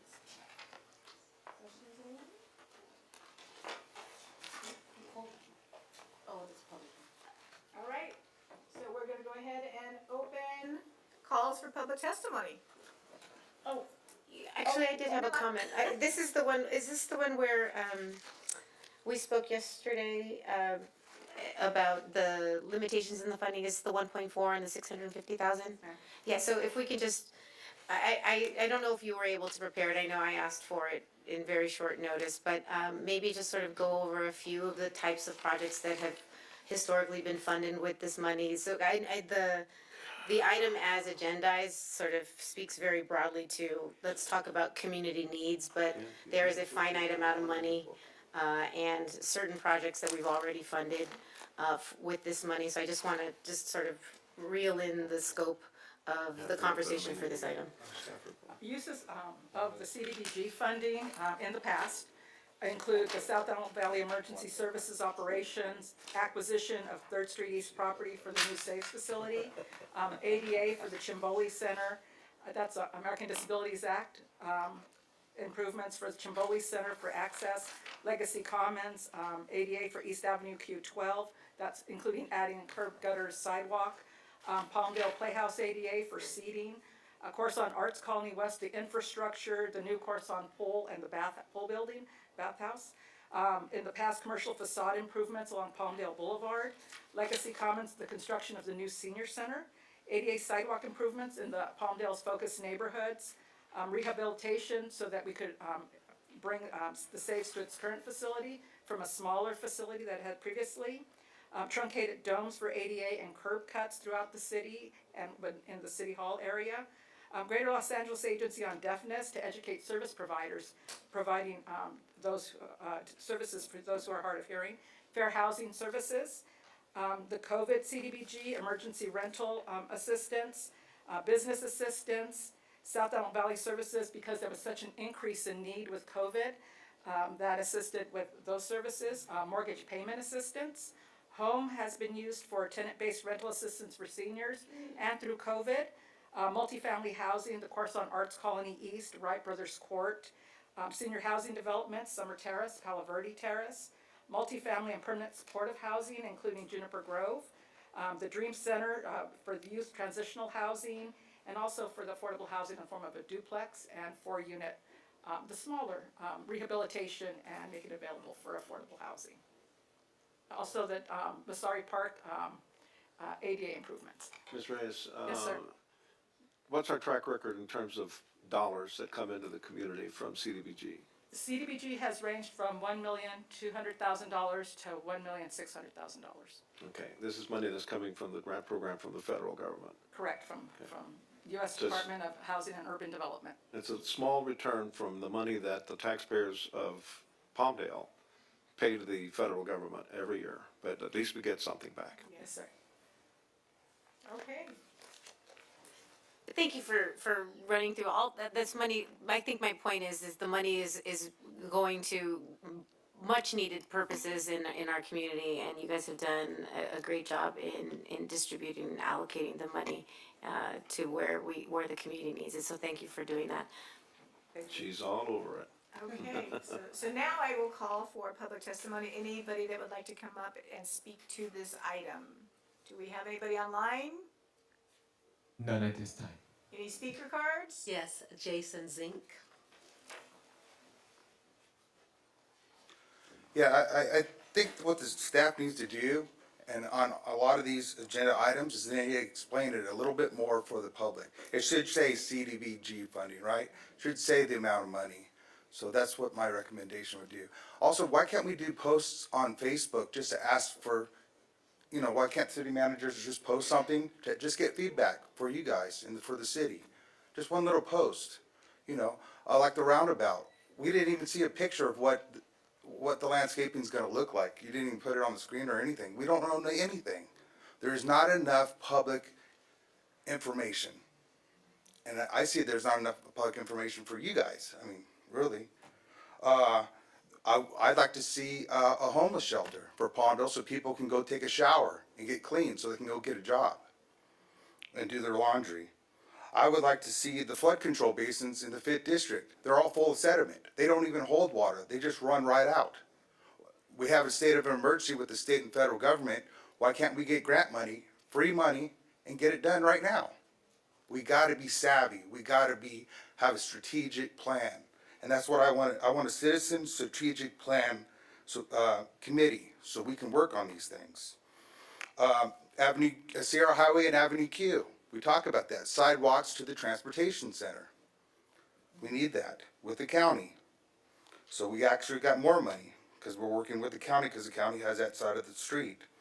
Also, I've been asking this for a long time, and there's no reason why we don't have it.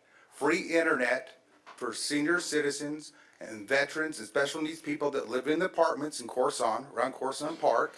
I call it the Corson neighborhood.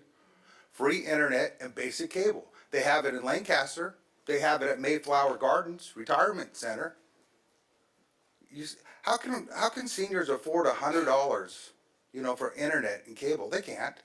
They're on fixed income. The city gets $6 million franchise fee from Spectrum. You guys got general fund. You got Measure AV. There's no excuse why seniors, vets, special needs people can't get free internet and basic cable at these public facilities run by nonprofits. So I'd like to see that. There's no excuse. You can buy it in bulk. You can buy 1,000 services for really cheap. The other thing, we have an inner city food desert. It's hard to believe. There's no grocery store around Corson Park like there used to be. Can you imagine living in those apartments that we built and they can't even walk to go get groceries? Now we're gonna move Saves over there by the transportation center on 3rd and Q. These people have no choices. They have a liquor store and a gas station.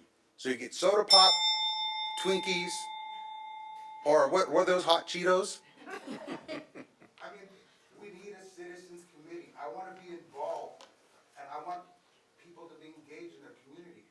Okay, Jason. So please do that. Okay, we'll talk.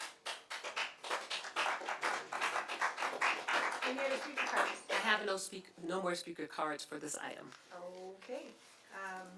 Move to close public testimony on this item? So moved. Second. All in favor? Aye. Move to approve the item. Yeah, and I'll second that. I just want to be clear with the folks that are here and concerned about this. I understand that staff is going to come back after hearing the concerns and doing additional public outreach on how this money should be used. Is going to draft an actual plan in writing and going to bring it back to us for approval. And at that point, you'll get to see the real meat of where we intend, or at least are proposing to utilize these funds. So this is just the beginning of the process, and you guys will be well informed as to how the money will be utilized moving forward. So with that, I'll second your motion. Okay, thank you. Okay, all in favor to adopt this item? Say aye. Aye. Anybody opposed? All right, motion carries 5-0. Next item, 13.2. Do you want me to read the introduction and adoption of ordinance number 1601, an ordinance of the City Council of the City of Palmdale, adding chapters 8.06 regarding recycling and diversion of construction and demolition waste, and setting the initial C&D ordinance permit fee amount. Mayors and the members of the City Council, Benjamin Lucha, Innovation and Environmental Manager in the Public Works Department. What you have before you is a construction and demolition debris ordinance. Cal Green, which is the California Green Building Code, requires the recycling of construction and demolition debris, but in having compliance conversations and doing our required follow-up with the Department of Resources, Recycling and Recovery, we were told that we didn't have, I guess you could say, enough teeth in the way we were enforcing it. So we were told to implement an ordinance that would better enforce the recycling requirements. If you'll notice, the ordinance will require a $75 permit fee, and that's just to offset the cost to the city to implement this program. It would require applicants to prepare a waste management plan, which would outline how they're planning to dispose of their waste and how they're planning to recycle a percentage of their construction and demolition debris, and a deposit of 2% of the project valuation, and it can't be less than $1,000 or more than $100,000. And the purpose of the deposit is that at the end of the project, the applicant will need to submit their weight tickets showing how much they disposed of, how much they recycled, and to prove that they recycled the appropriate amount of waste, and then they would get that deposit back. Like I said, this is a sustainability project. It's to be in compliance with state recycling regulations. But I would also like to point out that this would also help out with the issues we're having with illegal dumping. Because if someone is doing some kind of project and they're generating waste, they have an incentive now to properly dispose of and recycle the materials. Because if they don't produce those weight tickets, they're going to lose their deposit. Our goal is to not keep any of that deposit. We want to return it all. But it'll be an incentive to prevent illegal dumping, because you can't produce weight tickets if you're not going to the landfill and if you're not getting those materials recycled. So this is a requirement by the state?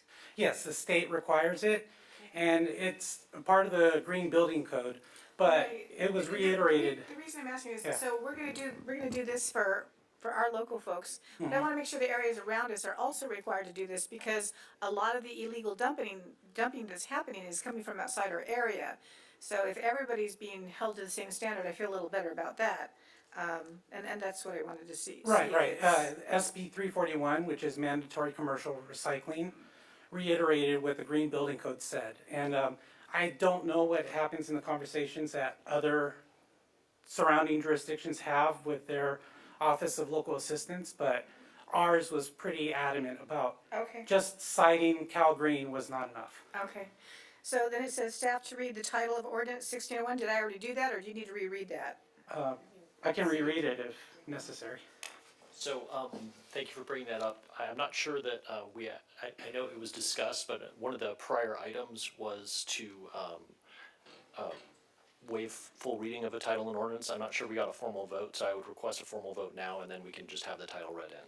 So could I get a motion and a second on item number 10, which is to approve the full reading? To waive the full reading? I thought we had done it. Yes, I'm so not sure we that made a there was motion and a second, but we There was a didn't call motion, the but roll there, on That it. is correct. exactly.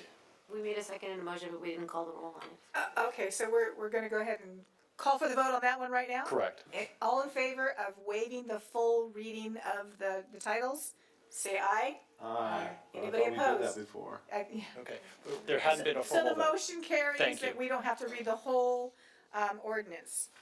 All right. Right. So if you could read the title now, that would be Sure. appropriate. It's ordinance number 1601, an ordinance of the City Council of the City of Palmdale adding chapter 8.06 regarding recycling and diversion of construction and demolition to C&D waste, and setting the initial C&D ordinance permit fee amount.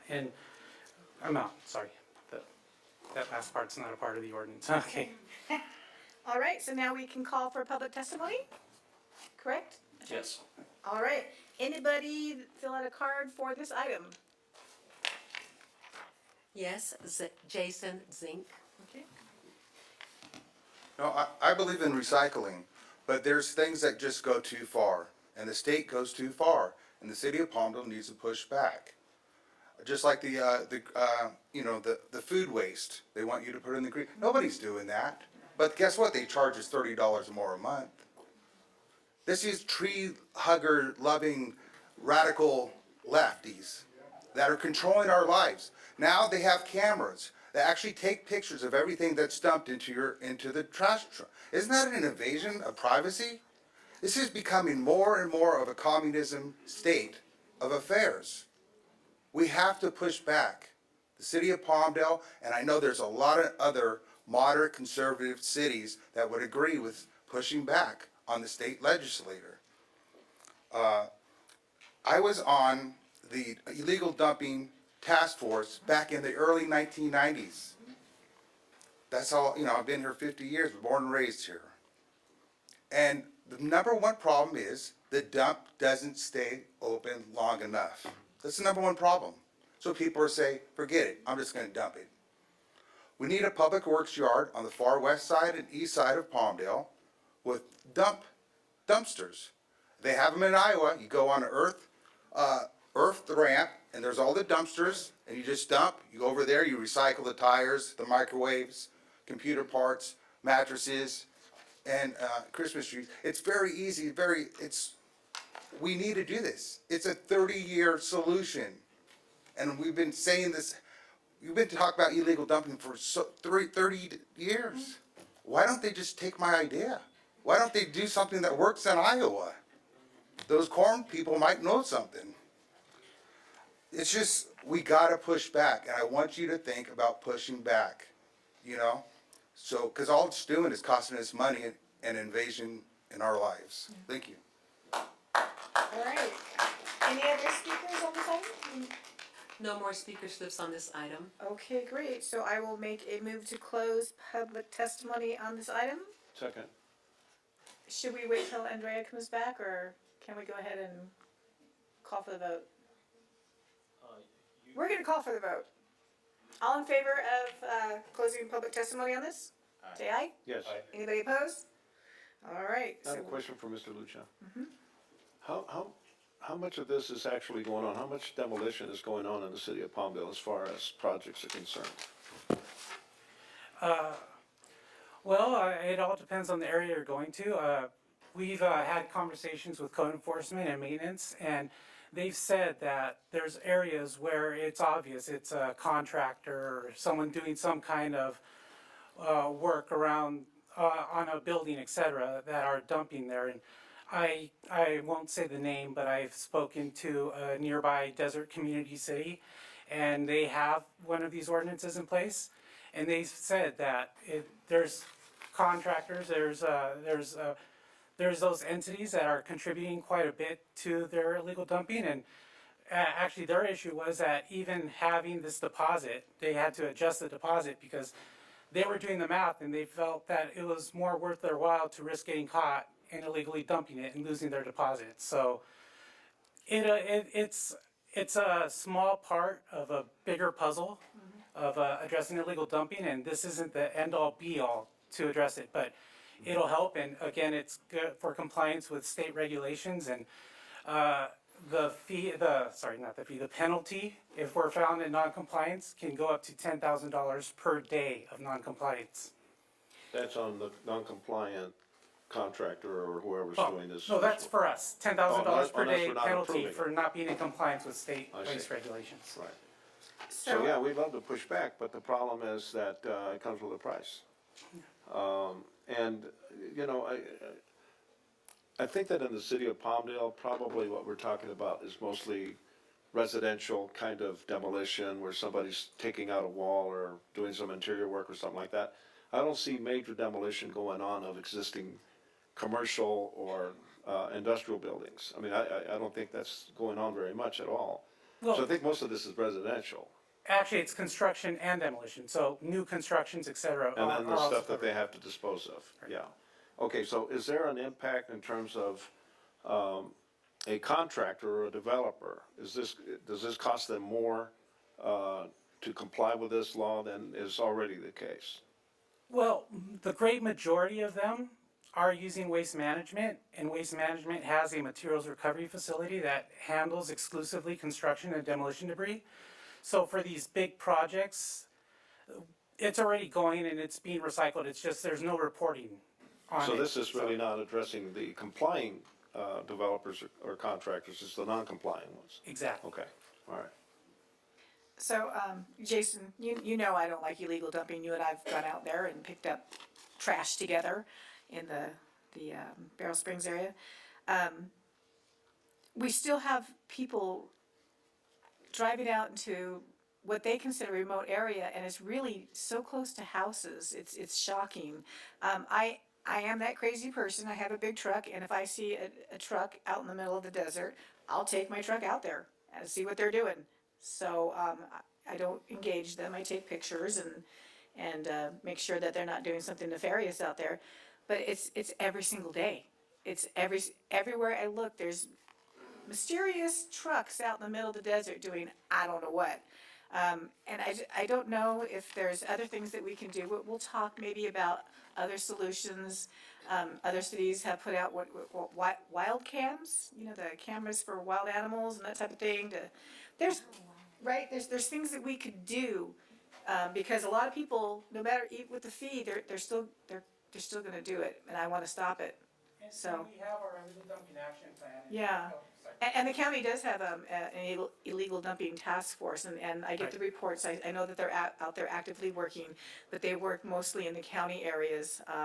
Maybe we can encourage them to do a little more enforcement in the city areas too, so that's something. So yeah, and like I mentioned, we do have that action plan. It's designed as a living document where we update and change as necessary.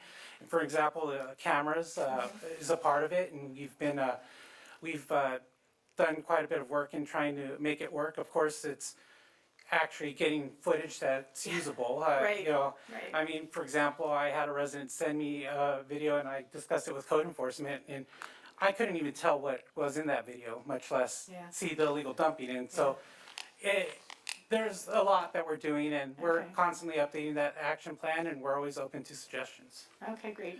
And I don't recommend people go out and then check on what people are doing in the desert. It's probably not a very safe thing to do, so.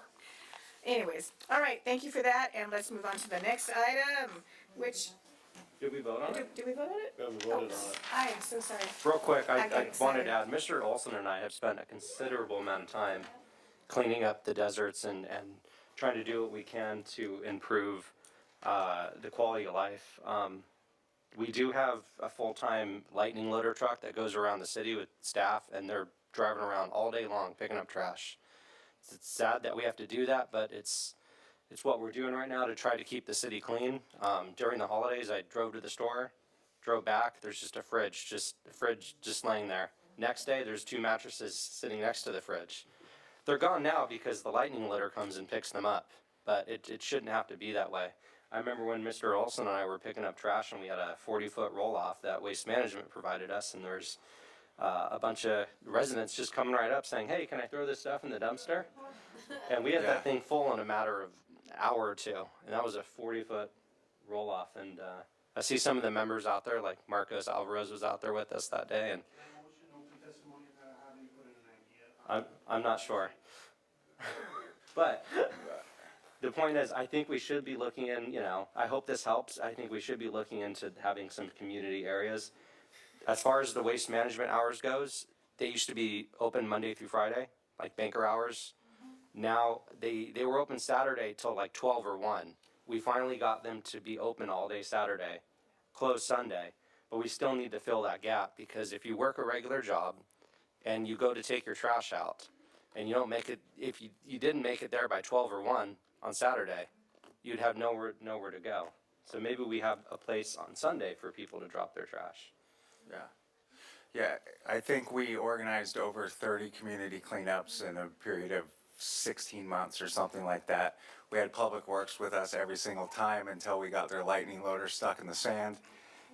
You know, there's a big community effort, and it's been my experience that this is happening from, you know, the illegal waste haulers that you could get on Craigslist that want to keep all of the money and not pay dump fees.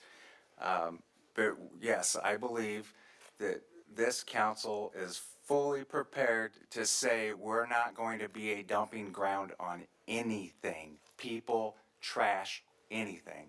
And so I have a lot of faith that we are going to tackle this, and very soon. Okay, so I will make the motion to adopt this ordinance. All in favor, say aye. You need a second. Oh, sorry. Second. Okay, now we'll take the vote. All in favor, say aye. Aye. Anybody opposed? Motion carries 5-0. Thank you. Now, remember a minute ago when we waived the readings of ordinances, the full titles? Let's go on to item number 1601. I want you guys to see it when it comes up on the screen. The long one. I'm sorry, 13.3? What did I say? It's not on mine. I don't have that page. This is what I So have. reading the title is still required. You no longer have to read the entire ordinance. Right, I just wanted the public to see what we see up here. This, I have to read the whole thing? Staff can read it into the record. The entire title of the ordinance. Everybody relaxed. I'm sorry, I tried to get you out of it. I did, I tried. Thank you for that. Good evening, Madam Mayor and members of the City Council. Item number 13.3 is an introduction and adoption of ordinance number 1605, an ordinance of the City Council of the City of Palmdale updating, consolidating, and streamlining selected provisions of the Palmdale Municipal Code to comply with recent state and federal law enactments and decisions and provide for more efficient enforcement of code violations. Amending PMC sections 1.12.040, 1.20.010A, 1.20040B, 1.20100B. So I'm going to cut you off. That's not Thank part of you. the title of the ordinance. You are done reading. Thank you. Thank you. Okay, thank you very much. So I am Sarah Gallagher, the Community Compliance Manager, and with me, I'm going to introduce Valerie Escalante Troche, who is a partner with Silver and Wright Law Firm. Silver and Wright specializes in legal services, the receivership, municipal code revisions, nuisance abatement, code enforcement, public agency litigation with the primary goal of increasing public safety and reducing blight with cost recovery where prohibited by law. Before you, we are prepared to discuss a brief overview of the ordinances we are proposing to amend and do a cleanup. I do want to point out that we did work with all city departments to provide input on this ordinance as well. So due to the legal nature of this ordinance, I'm going to introduce Valerie. Thank you, Sarah. Good evening, Madam Mayor, esteemed Mayor Pro Tem, and the council members. Thank you very much, Sarah. Good, thank you. So tonight before you, you're looking at ordinance number 1605. And in full transparency, it's a very large ordinance. And so to make it more manageable for not just the council, but also the public in understanding what is part of this ordinance, I will provide a short overview in a consolidated fashion of 6 main areas with which this ordinance addresses. As you can see on the screen in front of you and the PowerPoints that was prepared, these are the 6 main items that it speaks to. And I'll go into a little bit more detail on each of those to make it clear. So first, as it relates to addressing recent Ninth Circuit Court of Appeals decisions on handling situations for prohibitions of sleeping in public spaces, as well as sleeping in vehicles related to public spaces. The current PMC, the Palmdale Municipal Code, did not have updated language addressing the new decisions under the law of our federal government that applies to the city. Therefore, this ordinance includes that updated language that basically provides that there will not be a prohibition on such type of sleeping that generally affects the unhoused, as long as there is there must be an available shelter bed for them. So the only way that this prohibition kicks in is if there is an available shelter bed. And so in that way, it's in line with the Ninth Circuit. There's also clarifying language proposed in this amendment that helps define what it means for human habitation of a vehicle. It also makes it very clear that under no circumstances is there to be any fines assessed against those that are unhoused that are dealing with these type of circumstances. So it is ensuring that the city is in line with the law and ensuring that the code is updated as well. Next, the second point that you see before you. There are numerous legislative state updates that have been made in the recent years that Palmdale Municipal Code hadn't yet incorporated. And so this ordinance, you'll see there's many sections that it is amending, is intending to ensure that Palmdale has updated codes to be in compliance with state law requirements, or otherwise have available to them the resources that the state allows for cities and jurisdictions to ensure efficient enforcement and efficient management of the codes through the code enforcement staff. So briefly, the first one is the government code allows for cities to have the rights for the legislative body through the mayor to issue a subpoena where necessary to bring witnesses to administrative proceedings before the government. And so it's probably very infrequently to be used because city staff does have great relationships in working with the public and working with those who may be involved in these hearings. But for those occasions where it might be necessary, this is allowing and enabling the city to have the option to issue a subpoena to ensure that all proper documentation or witnesses are going to be present for these types of hearings. So it's just a simple addition to the code across various different sections where there's different types of administrative hearings to allow the city to have this right. Next, also, under another type of legal update that this code, this ordinance provides, is that when it comes to citations, administrative citations, the city normally has the requirement to give a notice before issuing a citation related to building and zoning violations. That's still the case. However, the law under the government code has changed a little caveat in that. What that caveat is that if there are code violations related to building or zoning that involve an illegal cultivation of cannabis, instead of providing a notice, if the city determines in their discretion that it is so dangerous to the community and public safety, instead of having a notice period, they can issue an immediate fine. It's not mandatory, the city has it in their discretion. It's a tool that the state has made available to cities in their enforcement efforts. So the city, through these amendments, is bringing that availability to enforcement staff. Next, the government code recently also has been amended to require local jurisdictions enforcing laws through administrative citations, through infraction fines, to have a process to waive or reduce fines that are issued for in a given year for any second, third, or subsequent fine that has been issued on an individual. The reason this is provided for is because there's 2 ways that a person would qualify. If a person that has been issued a citation has shown that they have made an effort to comply with the first violation, And second, that any second, third, or other fine issued against them would be an undue financial burden.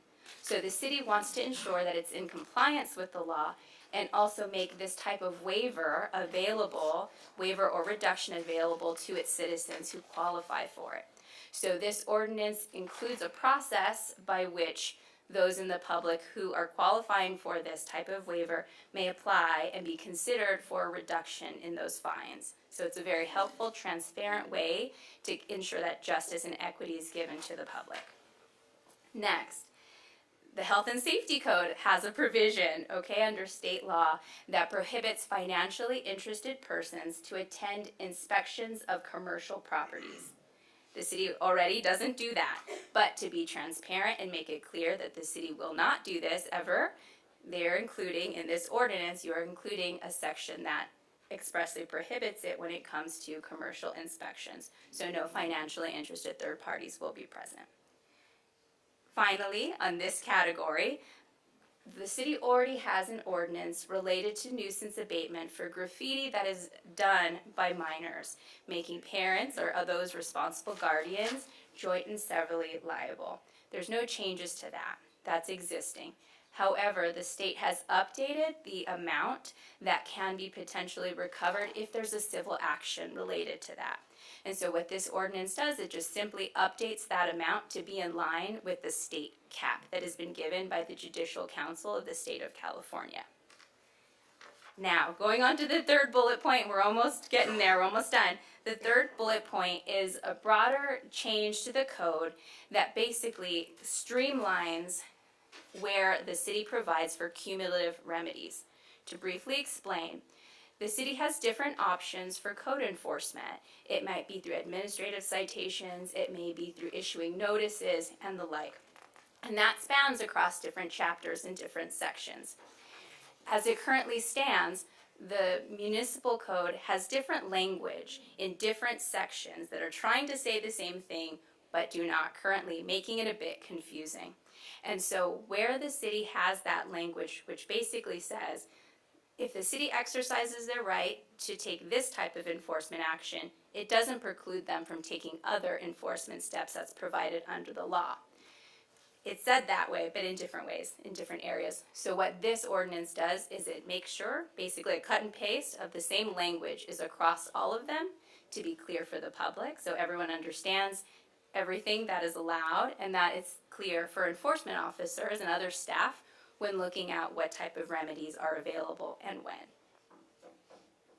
Similarly, and in that same vein, because the municipal code is very extensive and quite lengthy, to be honest, right, and that's the case with all across the state, it will have cross-references to different chapters or different sections. But when you make amendments like these, or amendments over time, not here, oftentimes cross-references, if you're referring to a particular section or a chapter, they no longer are in sync. So we're also ensuring that any cross-references to other chapters or sections are consistent and accurate. So it's a cleanup ordinance in a lot of ways as well. The fourth item that you see there, this ordinance also will address adding some enforcement mechanisms when it pertains to special permits that are issued to the business licensing division. And so currently, there are methods and criteria to either deny, revoke, or suspend business licenses when that comes to having code violations on a property. What the code currently does not have is when someone or a business is owing fines or owing other debts to the city, there's no enforcement mechanism as it relates to withholding a business license or putting it on pause to ensure that they're trued up if the city decides in their discretion to take such action. So what this ordinance does is that it allows another type of tool to say, we're going to put a pause because there's some fines or other debts owed to the city. Similarly, in that business license section, the special permit section, there is already an existing entertainment permit. And what this ordinance also does is it includes a prohibition for entertainment purposes that doesn't allow businesses in the city to operate like an adult business unless they're properly licensed as an adult business or akin to an adult business because it doesn't qualify within the code's requirements. And so it includes that prohibition, and it includes the right to also suspend, revoke, deny any type of entertainment permit if they're starting to utilize it in a different manner than they're actually only supposed to be required for and had been approved for. Fifth, and bear with me, we're almost done. The fifth one is the city has noticed an increase in recent years in abandoned personal property on public lands. And the city and staff members wanted to ensure that there is a constitutional process put in place to ensure that type of property is properly stored and properly noticed to the public, those who may have left it there, that it is going to be stored if it is not otherwise removed. And so the ordinance also puts into place a very clean procedure to give notice when there's items left on public lands, a notice after those items are stored on city land and city facilities for pickup with information where to get it, who to contact to retrieve it, and it gives a process for retrieval or later on potential disposition of the property if no one comes to eventually claim it. So it's a very clear, transparent process to ensure that those items are taken care of in the proper constitutional way. And lastly and finally, number 6, this ordinance consolidates existing chapters relating to nuisance abatement for real property maintenance. As it currently stands, the municipal code has 2 chapters, Chapter 810 and Chapter 836, on different types of property maintenance and nuisance abatement, which can become kind of confusing.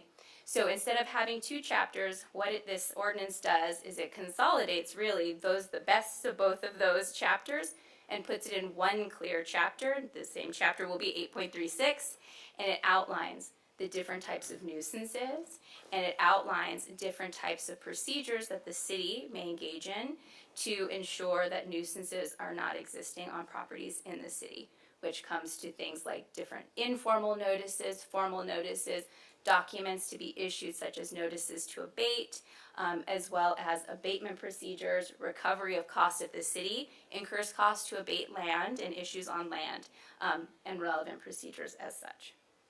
And so I will leave it at that, and I hope that that has answered your initial questions, but we are here to answer any questions if you have any. I have a question. We have a problem in our city, and I'm hoping like numbers 3 through 6, I think, cover this problem a little bit. I'm sure if you guys have been out there driving, you'll see a few real estate signs here and there on a corner. Not a few, probably, hundreds. There's realtor and real estate signs on every corner, and those are not their listings. There's one corner in my neighborhood that has 7 real estate signs on a corner, all lined up one by one. And I'm hoping that some of this will help give the city the tools it needs to crack down on these. And another one is the for lease signs in front of every single shopping center. So if you drive around town, even the first thing you see when you get on the freeway is all the new home sale signs. They're everywhere. There's hundreds of real estate signs everywhere. Even on our city-owned property, these realtors are putting their for sale signs on city-owned property. Multiple signs all over the place. They're putting them on Plant 42 property. They're not their listings. They're just using every open corner they can as a spot to advertise. You're not supposed to do that as a realtor. The signs are supposed to go on properties that you have listed. But I'm sure Sarah can speak to that. I mean, the code guys, how many signs a week are they? They are actively addressing that. Okay. So hopefully this gives the tools to help stop them, because right now we don't have anything in place other than, what are we sending them, a letter or a fine? But We've had quite a bit of success lately when we call them, contact them, ask them to remove it because we do not allow off-site signage. They are pretty responsive in getting them down. It is on our radar and it is one of the items. so I'm hoping that, because that's a quality of life issue. It's plain as day. Doesn't matter what street you get on, S, M, N, Avenue P, They're everywhere. Everywhere there's an open corner, you'll see a minimum of 2 or 3 real estate signs all stacked up, one after the next. And it's not right. And I think those people that are doing that shouldn't be able to practice business if they feel like they can just advertise wherever they want. And insofar as that is concerned, I think we need to work with the real estate, like Gavar, to come to a resolution on that issue. And it's a cyclical thing, because when houses are selling like pancakes, there's not even time to put up signs. Houses are selling so fast. Now the market has gone down, and now you start seeing open houses, and you see all these signs that Councilman Bishop has mentioned. But I think we ought to work together with that industry. I think another problem that we have is graffiti. And it's getting worse. It just is astounding at how much graffiti there is. And I know that we've purchased 2 pieces of equipment to help with that, and it's very upscale, but apparently there's going to be a lag of time before we actually receive that. And we only have 3 people on staff that are dealing with the graffiti. So I think they take down graffiti, and it's almost immediately replaced anyway. So in terms of the not to exceed of 47,000, is that an increase or a decrease in the amount that can be recovered? It was an increase. It was an increase, good. Okay, and then it refers to imposing a lien on someone's property. But there are many people whose children are defacing property, or even young adults, or even older people, I assume, that are defacing property that don't have any property. So what is the remedy for securing a lien? Is there something like an abstract that could be recorded against an individual like that? There are different options, and you're right, there may be abstracts of judgment if we go and confirm it in the courts. So it would depend on each circumstance and what their particular circumstances, assets, and those type of things may be. And how does this cross-reference with the efforts in the criminal courts?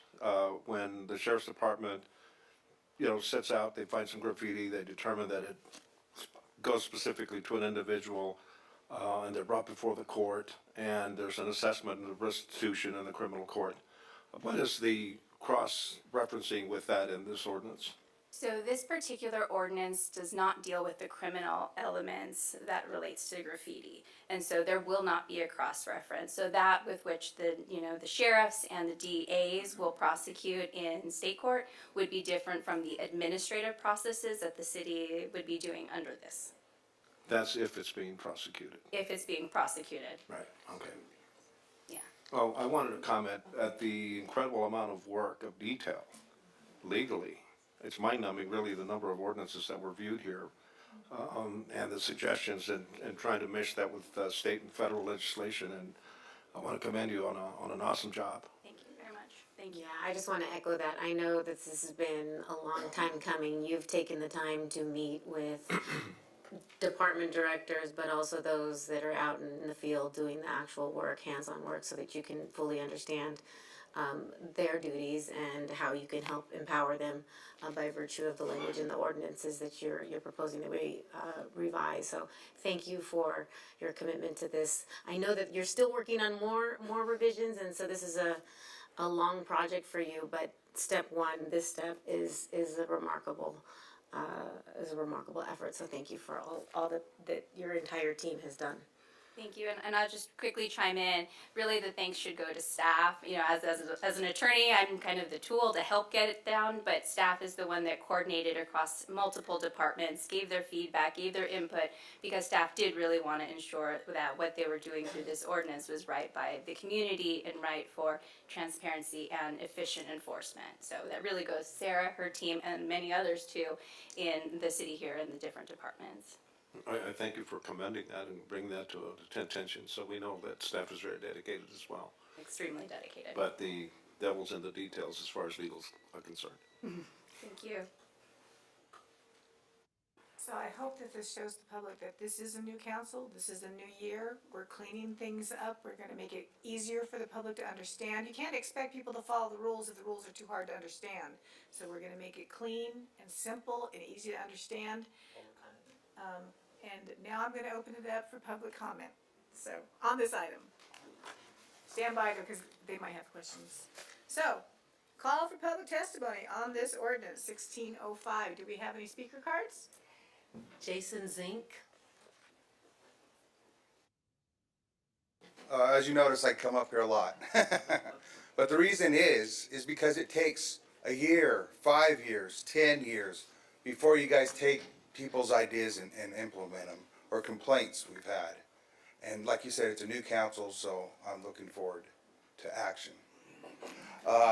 Thank you, Austin Bishop, Councilman Austin Bishop, for, about the lease signs. That's one of my biggest complaints I've brought up year after year after year. This Roseanne Markovich, she has 3 or 4 big 4x8 signs along 10th Street West, on Armagosa Shopping Center, across the street in Best Buy, on Rancho Vista, and it's just, she doesn't even live here. She doesn't even belong to Gavar. She's just advertising her name, act like she's the mayor. And it's those signs aren't even part of the project site plan.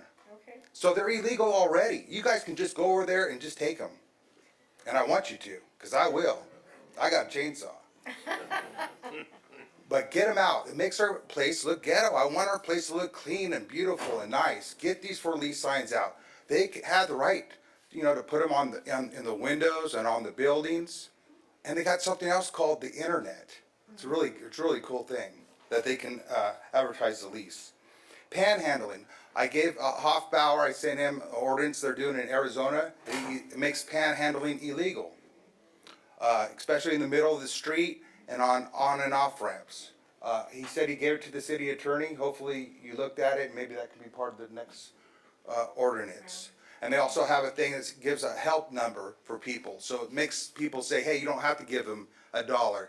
Here's a number right there on the sign in the center of the street that tells them where they can get help. Just because you're homeless doesn't mean you have the right to disrespect Palmdale. Front yards, we need to be more enforcing, when people call in on code enforcement of messy front yards, the city needs to act a little bit more aggressive. But what I really would like to see is the city adopt a spring cleaning sponsored by the city where residents help other residents in the neighborhood, their neighbors, and we clean this city up. We cut every dead tree, every shrub, clean up every house, help each other paint their garage doors and facial boards, and make this city beautiful. We'll go street by street by street. Anybody needs help, we'll help them. That's what my recommendation is. Thank you, Austin. Thanks, Jason. Any other speakers on this item? No more speakers lists for this item. Okay, so I will make a motion to close public testimony on item number 1605. Second? Let's call for the vote. All in favor, say aye. Aye. Anybody opposed? The motion carries. To close public talk, we're only closing public testimony at this point, right? Right, All so I will then move to adopt the ordinance as presented, and it's a lengthy title. Yeah, there's the ordinance right there. So. The ordinance as presented. You have to read it. Second by Loa. Let's call for the vote to adopt the ordinance. All in favor, say aye. Aye. Anybody opposed? Motion carries 5-0 to adopt this ordinance. Now we will move on to item number 13.4, introduction and adoption of ordinance number 1607. Do you want me to read it, or? Would you like me to present it, or would you like to? You guys can read it. Okay. Mayor and Council, tonight before you is the introduction and potential adoption of Ordinance 1607, an ordinance of the City Council of the City of Palmdale, amending Palmdale Municipal Code Section 1.06.040, removing the requirements for a notice public hearing for the adoption of ordinances, and Section 2.08.040, changing the regular meeting dates of the City Council to the first and third Thursdays of the month at 5 p.m. As a matter of background on this item, Mr. Porter will speak to the change in the public testimony and ordinance portion. I'm sorry, the public hearing, thank you, and the noticing of that. Specifically, I will speak to you regarding the request for a change in the council meeting day and time. At a meeting with the prior city council in June of last year, it was suggested that we do some public outreach to see the best time to hold our city council meetings in order to engage the public at the most opportune moments. We had the survey open for the entire month of July and half of the month of August. We had over 100 respondents. We do believe those are probably our most engaged citizens, many of the people sitting here this evening. And it was a tie between 5 p.m. and 7 p.m. with one vote different for Wednesday. Wednesday being the most requested day, followed by Tuesday and Thursday. There are some benefits to moving the meetings potentially to Thursday for posting requirements with the city clerk. We can post on Monday, and rather than on Thursday evenings and carry it over for nearly a week. It also gives us additional opportunities for some outreach and some communication and briefings with council, and it does not interfere at this time with any other meetings if we would change them to the first and third Wednesday. With that, that concludes my presentation, and Mr. Porter can speak to the other piece. Did you mean Wednesday or Thursday? I'm sorry, Because here it Thursday. says I'm sorry. I was just reading it, I'm and in it says Thursday. In the habit, we currently have them on Wednesday. This would be a suggestion to move them to Thursdays at 5 p.m. We also, I'm sorry, The poll that was conducted was favored remaining on Wednesdays. it favored remaining on Wednesdays. We also did an internal poll with staff, and the results of that poll were over 90 respondents that suggested that 5 o'clock would be a better time, and Wednesdays were the preferable day as well. And it's 5 p.m. to begin the general meeting, Yes, sir. and the closed session would be when? That is up to council's discretion. You can either put it before or after. So if the public wanted Wednesday and the staff wanted Wednesday, why are we recommending Thursday? Council requested Thursday. Oh. Council requested Thursday? Which council? A couple of council members in the past have requested that are still on council, and then just that was how it was originally drafted, so we left it there. I did not request that. No. I remember we went through this painful process months ago. Yep. And I don't recall. went with Wednesday because that was the majority of what people wanted. I think it works well. I don't like the idea that we would give direction to staff on Thursday night and then they would go home for 3 days and then go back Monday. I don't think that's very efficient. I think for working people. But So let me can we just. hold off in public comment, because we still need to hear from the public Okay. before we make any Yeah, decisions? but I just, for clarity, this is not public. Are we allowed to talk You first? can talk. Okay. But I think questions would be appropriate at this Yeah, time. for clarity, from what I understood, part of the rationale for moving the meetings to Thursday was so that the agendas could be released on a Monday and allow for staff the opportunity over the course of those consecutive 3 days, as opposed to having the weekend sort of interfere with that and any amendments and sort of discussion on the items and briefings and so forth. That administratively, Thursdays were easier because of the posting of agendas. On Is Mondays. required 72 hours in advance, which would allow for them to be posted on Mondays, correct? Correct. That is part of it as well. And just one comment on that. What is the impact when there's a holiday on Monday, which occurs several times a year? So It has to be then you'll be posted in publishing We it would on post Tuesday. it. We would post it the prior workday. You have to So post if you- it on the Friday prior. It has to be at least 72 hours. If it's not posted on Monday because it's a holiday, it has to be posted on the When the Friday. city's closed. Well, I mean, we can, that's up for conversation as well, but, it can be posted on Thursday. Which is what we have right now. Should we let the public speak so Okay, we can so we can dig in? I would be happy to address the second portion of the staff report. So, so there's two main provisions within this ordinance. The second, one component of it is to amend the meeting time and place for regular meetings. The second would be a cleanup item to the noticing ordinance. Certainly, neither one of these is required. I was requested to draft some language that would remove the language that's in our code that is currently open to the interpretation that a public hearing is required for all ordinances. I don't think that that was the intent of this as currently drafted, because Number one, that's not the norm in cities. I don't know of any city that I've ever represented where all ordinances require a public hearing.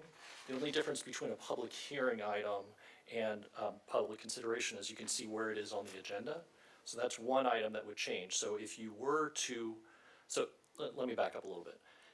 In the current ordinance right now, it says that it might mean that a public hearing is required, but it doesn't provide any guidance as far as what sort of noticing is required for the public hearing. Typically, if you have a true public hearing requirement, you say something like, you need to publish notice in the newspaper at least one time 10 days before. That's not in here. Rather, it says what you should have is, I could quote the language, but essentially it says, you need to provide the amount of noticing that you would normally provide during a regular meeting. So it's, in other words, it's not truly a public notice. It's just simply put it on the agenda.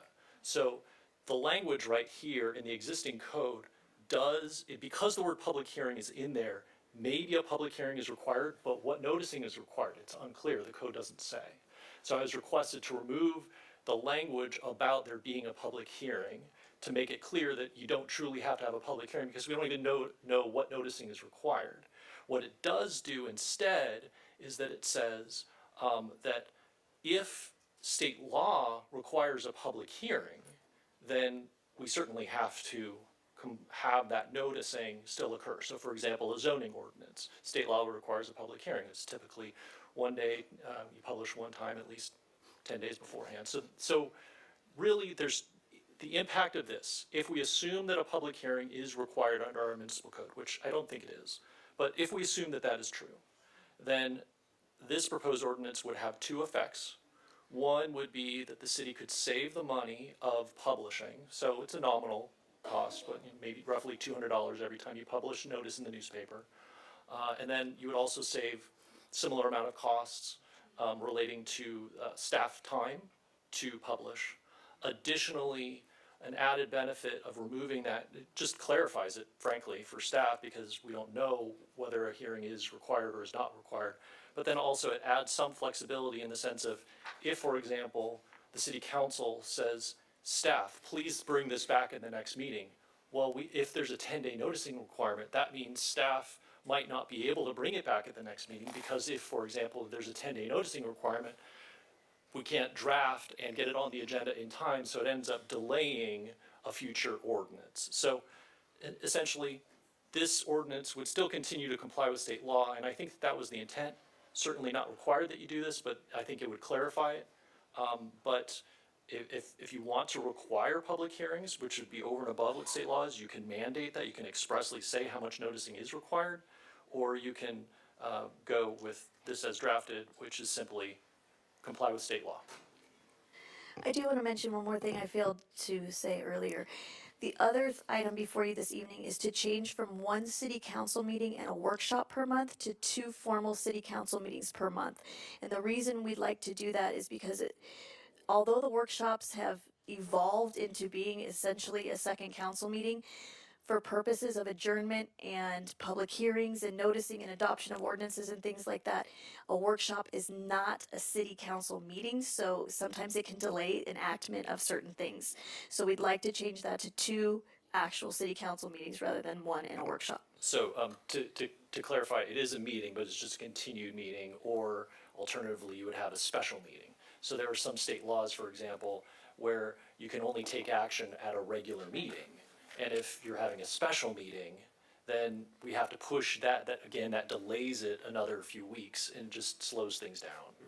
So I have a couple questions. First, I have a comment that I want to make sure that the public will always have the opportunity to get up and speak to a change in the ordinance. They will always have that opportunity. The only difference is where it would appear on the agenda. So whether it would call it out special here as part of a public hearing item, or if it would be in the comments prior. So the public would continue to have the right to speak on any item. And my second thing is, if we go to 2 formal meetings, which I'm fine with, does that mean we will have an additional workshop during the month?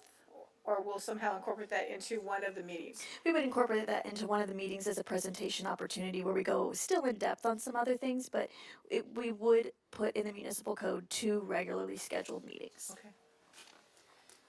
Oh, now I have to open it up to call for public testimony. All right, anybody to speak on this item? 1607. Phone. Oh, on the phone, we have a caller. Sky Jung, feel free to unmute yourself. Hi, Sky.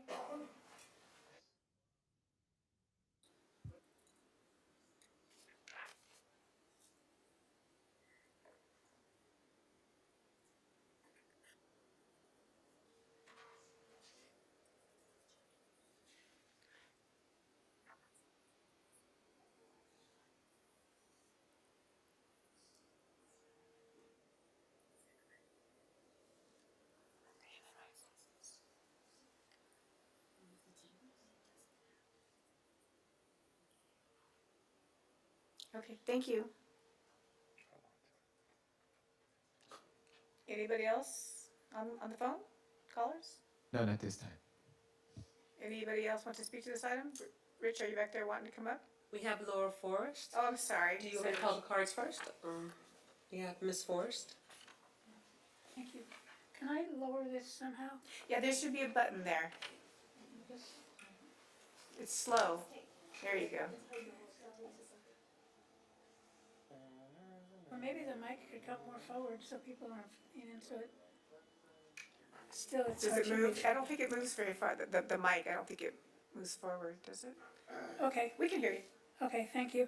Those were very interesting comments, which I didn't see in the staff report, and I would like to ask several things. My background and experience in writing a lot of federal legislation with the U.S. Department of Justice for too many years to count, see the gray hair. It taught us a lot of skills and workshop skills, and I would like to ask more like, use this form, which you've all gotten. I gave it to our wonderful Roxanne early this morning, and it should be on your desk, and it's in the packet.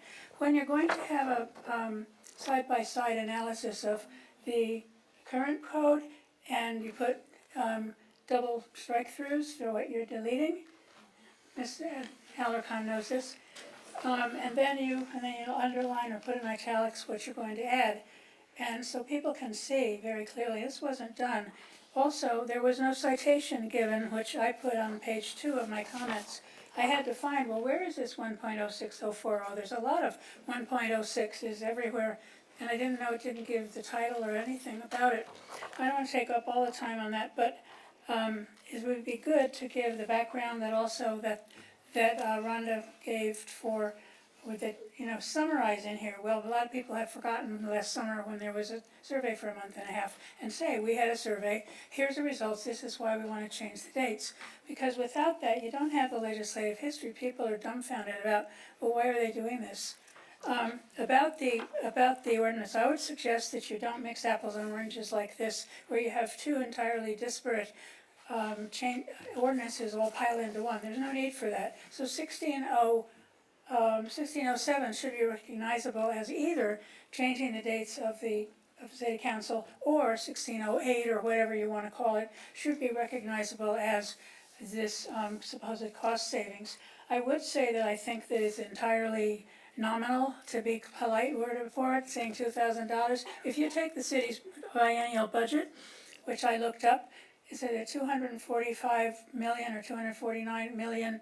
And that's a 0.00000000.1, 100,000 from 1% of 1/2 of a penny, basically compared ratio to the, I'm sorry, I'm stumbling because I'm very tired, to the total budget.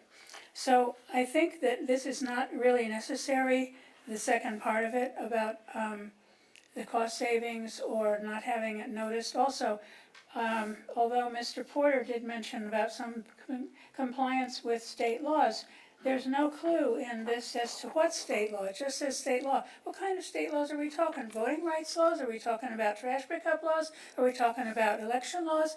What could that be? So I think it needs to be much more specific and list which laws those would be. I have more comments, but I'll like Mr. Zink. I They like never your end. ideas, Lauren. Thank you. I really appreciate the time that you put into this. I really do like I like your ideas. And thank you for wearing the pin, and thank you for supporting Palmdale. Get this from the Palmdale Partners Academy that the Good for you. fabulous Patricia Morales is Very running. nice. Great opportunity And here. we like your, actually your ideas she had already went and kind of did what you had done with separating them out, so we'll try to make that more clear in the future. Like I said, new council, new year, new things. We're gonna make it better. Thank you. The pin has to be earned. See that? Okay. Rich, do you wanna come up? Someday. This is item 1607.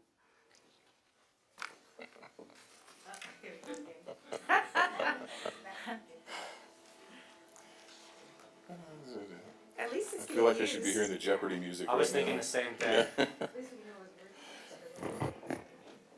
Okay, so I want to congratulate Mr. Porter because I think that's the first time in my life where clarification made the synapses in my brain completely misfire. I have no idea what your clarification was, but thanks for the attempt.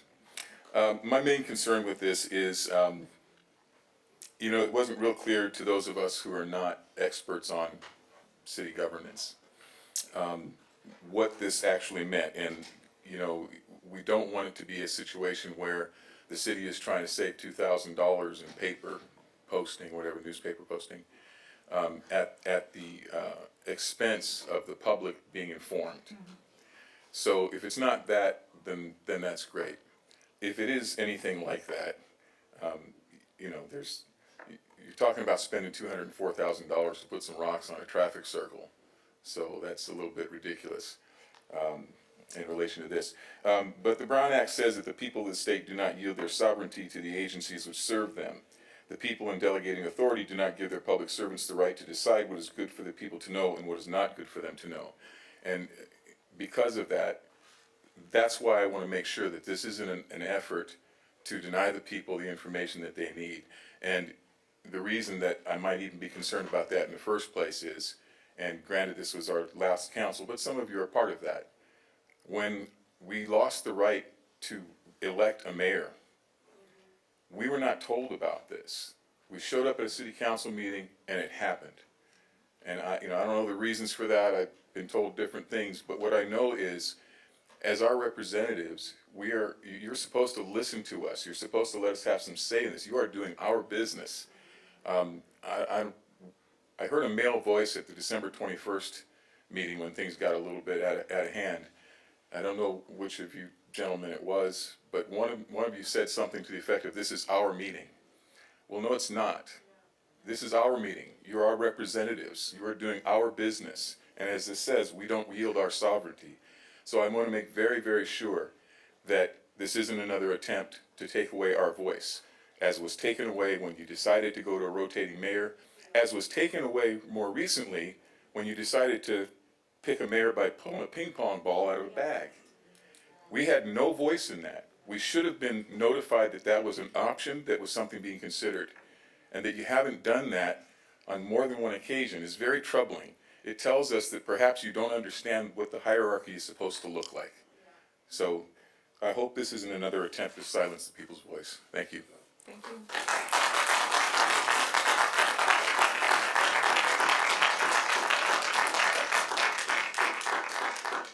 Any other speakers on this item? We have Jason Zing. Jason, come on up. I'm tired of hearing my name tonight. Okay, I have to agree with Rich and what he said.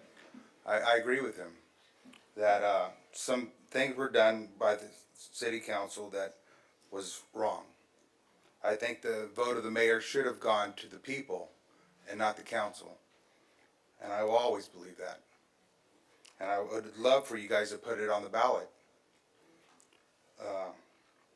But the other thing, another thing is, I'd love for you guys to have the meeting on Thursday. That way I could attend the Palmdale Freedom Coalition's meetings at Butler's Cafe on Wednesday at 6 p.m.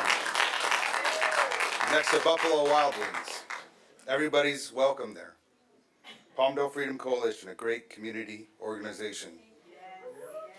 The other thing is, I'd like to include it in the ordinance, is at 5 p.m. when you guys have your closed session meetings, which I don't think should be closed in all cases, just like these lawsuits. I think you guys know everything about them, and you should just let us know. And you guys should have a report on exactly what transpired there. But the city council meeting should start at 7 p.m. You guys take a recess, and then you can start that after the city council meeting. You can do that. That's so disrespectful for us to have to wait here till 8 o'clock before the city council. So I'd like you to consider that. One of the, AV Press, taking $2,000 away from the AV Press could kill them, right? That's our only paper. It's not the only paper, but it's the one that records, our history. And so I'd like you to actually spend more money with the Valley Press and because if it wasn't for those notices that I read, people would never have known about Amazon, which was secretly put down and passed and didn't go before the Planning Commission. The biggest project in Palmdale history, one of the biggest, and it didn't go before the Planning Commission. That was so wrong. That was one of the biggest wrongs in the history of Palmdale that the last city manager and assistant manager did. I never want to see that again. So I'd like to put a QR code. That way you can put Palmdale City Council meetings and then a QR code and goes to the agenda website, right? On the Valley Press. But don't get rid of those. Valley Press needs it. So please don't do that. That's it. Thank you.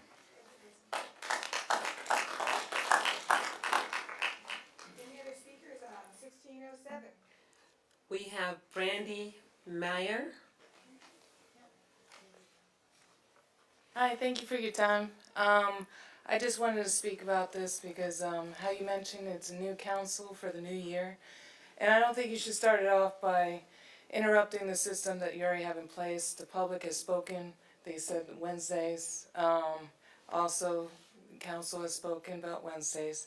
And Richard did bring up the fact about there's holidays on Mondays.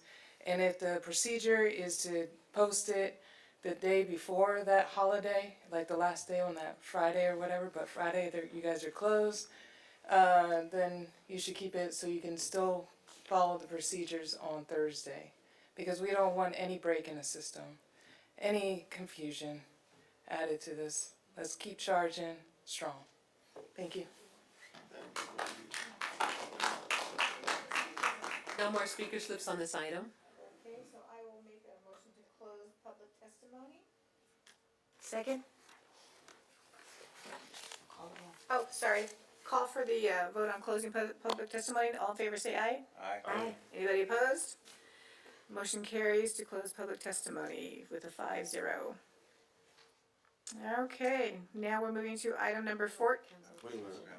Oh, I'm. Have a little discussion. Oh, sorry. It's late, I'm tired, I apologize. So now we get to have the council discuss it? I would think so. Everybody go. So How do you we wanna have do we have the surveys, both of the community. Overwhelmingly, it's 44%. The next closest one is 22% for Tuesday. And then the 5 p.m. Is basically the same for 5 p.m. to 7 p.m. I think that the community gets to know when a meeting is simply because we keep the same time and date instead of moving it around. And stability, I think, encourages participation. I would not want to change it from Wednesday to Thursday, and particularly in light of the surveys, not only the community, but also the staff, who they were overwhelmingly in favor of remaining on Wednesdays. I think that one change is for it to go to 5 p.m. But then I think that creates a problem because we either start our closed sessions at 4 or maybe earlier, which I guess is fine, but or do it after the meeting, which means we're going to keep a bunch of attorneys hanging around until late in the evening, or at least later in the evening. So my sense is that we ought to remain with what we have at this time. We ought to follow this. We conducted a survey, we ought to pay attention to it, as keeping it on Wednesdays. Go ahead. Sorry. Oh, go ahead. I agree with what you said. I think consistency is important. I asked for the staff survey, and the community, they said 5 or 7 equally. So that was a dead tie. But with the staff survey, it was 67% sought 5 o'clock. 67, the next closest was 24%. So I'm open to moving it to the 5 p.m., but I'm with you that we keep it on Wednesday. But if that's what staff feels, I kind of feel like if the community's split on that, we should, tie goes to the runner, let's honor staff's wishes. If, if I could, I'd like to speak to the other portion of this ordinance, which pertains to the public hearing, the elimination of public hearings for, or the, what some people are calling the elimination of public hearings on some items. To be clear, I think I made very clear to the staff, I know that several other members were all, raising their eyebrows saying, wait a minute, are we eliminating the opportunity for the public to engage on every ordinance that is being presented before this council? And we were given assurances by both the city attorney, by the city manager, and all of those involved in the drafting of this, that the public will not be denied an opportunity to speak ever for the presentation of any ordinance. So I am absolutely opposed to reducing the amount of transparency with which we operate this council. So I just want to say that for the record. So to the extent that I just want to reiterate and make clear that we are not reducing or removing the opportunity for transparency in the presentation and adoption of ordinances. Correct. At every meeting, state law would continue to require that you allow public comment on any action item, whether an ordinance or otherwise. So before you take action, the public would continue to have the right to speak on whatever action is on the agenda. I think the issue that really changes here is the notice requirement, to give notice to the public. And right now we have an ordinance that says it's got to be published 72 hours in advance. So this does remove that. No, Does not no, remove that. actually, a point of clarification, anything that is posted on the agenda is required to be posted 72 days in advance, 72 hours in advance. So that would include the draft language for any ordinance. So the 72 hours requirement, that's a state requirement. So that is not removed at all or affected in any way. The public will have the opportunity to review all draft ordinance language as the agendas are posted, whether sometimes it's 72 hours, sometimes it's more than that. But am I correct? You are correct. Brown Act requires the 72-hour notice. The only impacts of this would be, number one, my read of the municipal code is that it's not currently required to be published. But what this would do is it would remove any argument that it is required to be published, that a notice be published. This in no way prevents the city, if there's an ordinance that we believe to be of particular importance, then by no means is the city prohibited from doing that. Rather, it essentially would revert to standard practice in most cities. I've been representing cities my entire career. I have never seen any city that ever had an ordinance that always required a public hearing. Most ordinances, I shouldn't say most, many ordinances do not require a public hearing, and for good reason. They're typically, there's added costs, etc. State law sets requirements for when a public hearing is required, and state law establishes essentially, these are the really important things, make sure that you advertise the really important things, and those rules would continue to apply. And again, for transparency purposes, can you just give some examples of the various state laws that do in fact require the public hearing?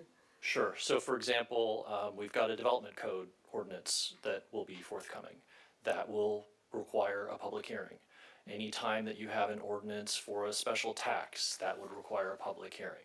Certain ordinances relating to setting of fees would require a public hearing. Now I realize, like for example, a general plan amendment, that requires a public hearing. Often that's done by resolution rather than an ordinance, but you understand the point. There are ordinances of significance. Those are the ones that state law, typically if it impacts a property right or some sort of a fee, quite often it's those instances when state law requires a public hearing. So in sum, all ordinances that are presented to this body will be agendized, and the public will have the opportunity to comment on those ordinances by virtue of the public comment portion of the agenda. This revision to the ordinance is solely suggesting that we comply with state law, that our ordinance is sort of in conformance with all state codes, and we hold noticed public hearings that are segregated items on our agenda that call for separate public hearing items. So you have your 3 minutes for, all agenda items, but not on a public hearing. You're allowed to speak separately on a public hearing item. Correct. Correct. Thank you. So the substantives change insofar as the notice is concerned. I know that the 72-hour rule applies to making a publication or making a statement or posting 72 hours in advance of the agenda items, including whatever ordinances and public hearings are going to be held. So, I understand that continues, but there's a difference there in terms of what we are going to be doing going forward if we adopt this. So, the sole change would be, practically speaking, it removes any doubt that it is not always required to publish notice in the newspaper. Rather, it would be sometimes notice must be published in the newspaper, and the city has the option to do more public noticing via the newspaper than is otherwise required by state law. And is then at the discretion of whom as to what publishes and what does not publish? So, compliance with state law, that would be staff will comply with state law. So if you want to go over and above, that would be a staff decision. So presumably city manager or whoever the department director is that's handling that particular item. If they know an item is of particular public significance, there may be a desire to hold, provide more than published newspaper comment. They might do more than that, but it's not in the ordinance that says every time you must publish on Facebook and in the newspaper and all these different venues. That's at staff's discretion. All right, thank you. I guess I'll make a comment. As far as the meeting date and time, I think we should keep it the same. I think starting 5 o'clock, closed session is a good idea, seeing how we have attorneys on the clock and we're making important decisions. I don't think those should be made late at night. I think 7's a good time to start the meeting. It gives the public a chance to attend. I think Wednesday's good because the week prior on Thursday, the agenda's posted, so it gives Friday, Saturday, Sunday, Monday, Tuesday, it gives the weekend for us and the public to look over the agenda rather than just 3 days. And as far as, the hearings and all that, I know it's probably a little confusing for everyone. I'm still getting caught up on it myself, but I think as long as we're adhering to state law and we're letting everyone have the right to comment and we're being as transparent as possible, I think that's all that matters. And I think that's what the public cares about. I agree with remaining the same at 5 p.m. closed session and 7 p.m. for the general meeting. So since we have a recommendation on something that is put before us saying Thursdays and start at 5, how do we keep it the same if that's the desire of the council?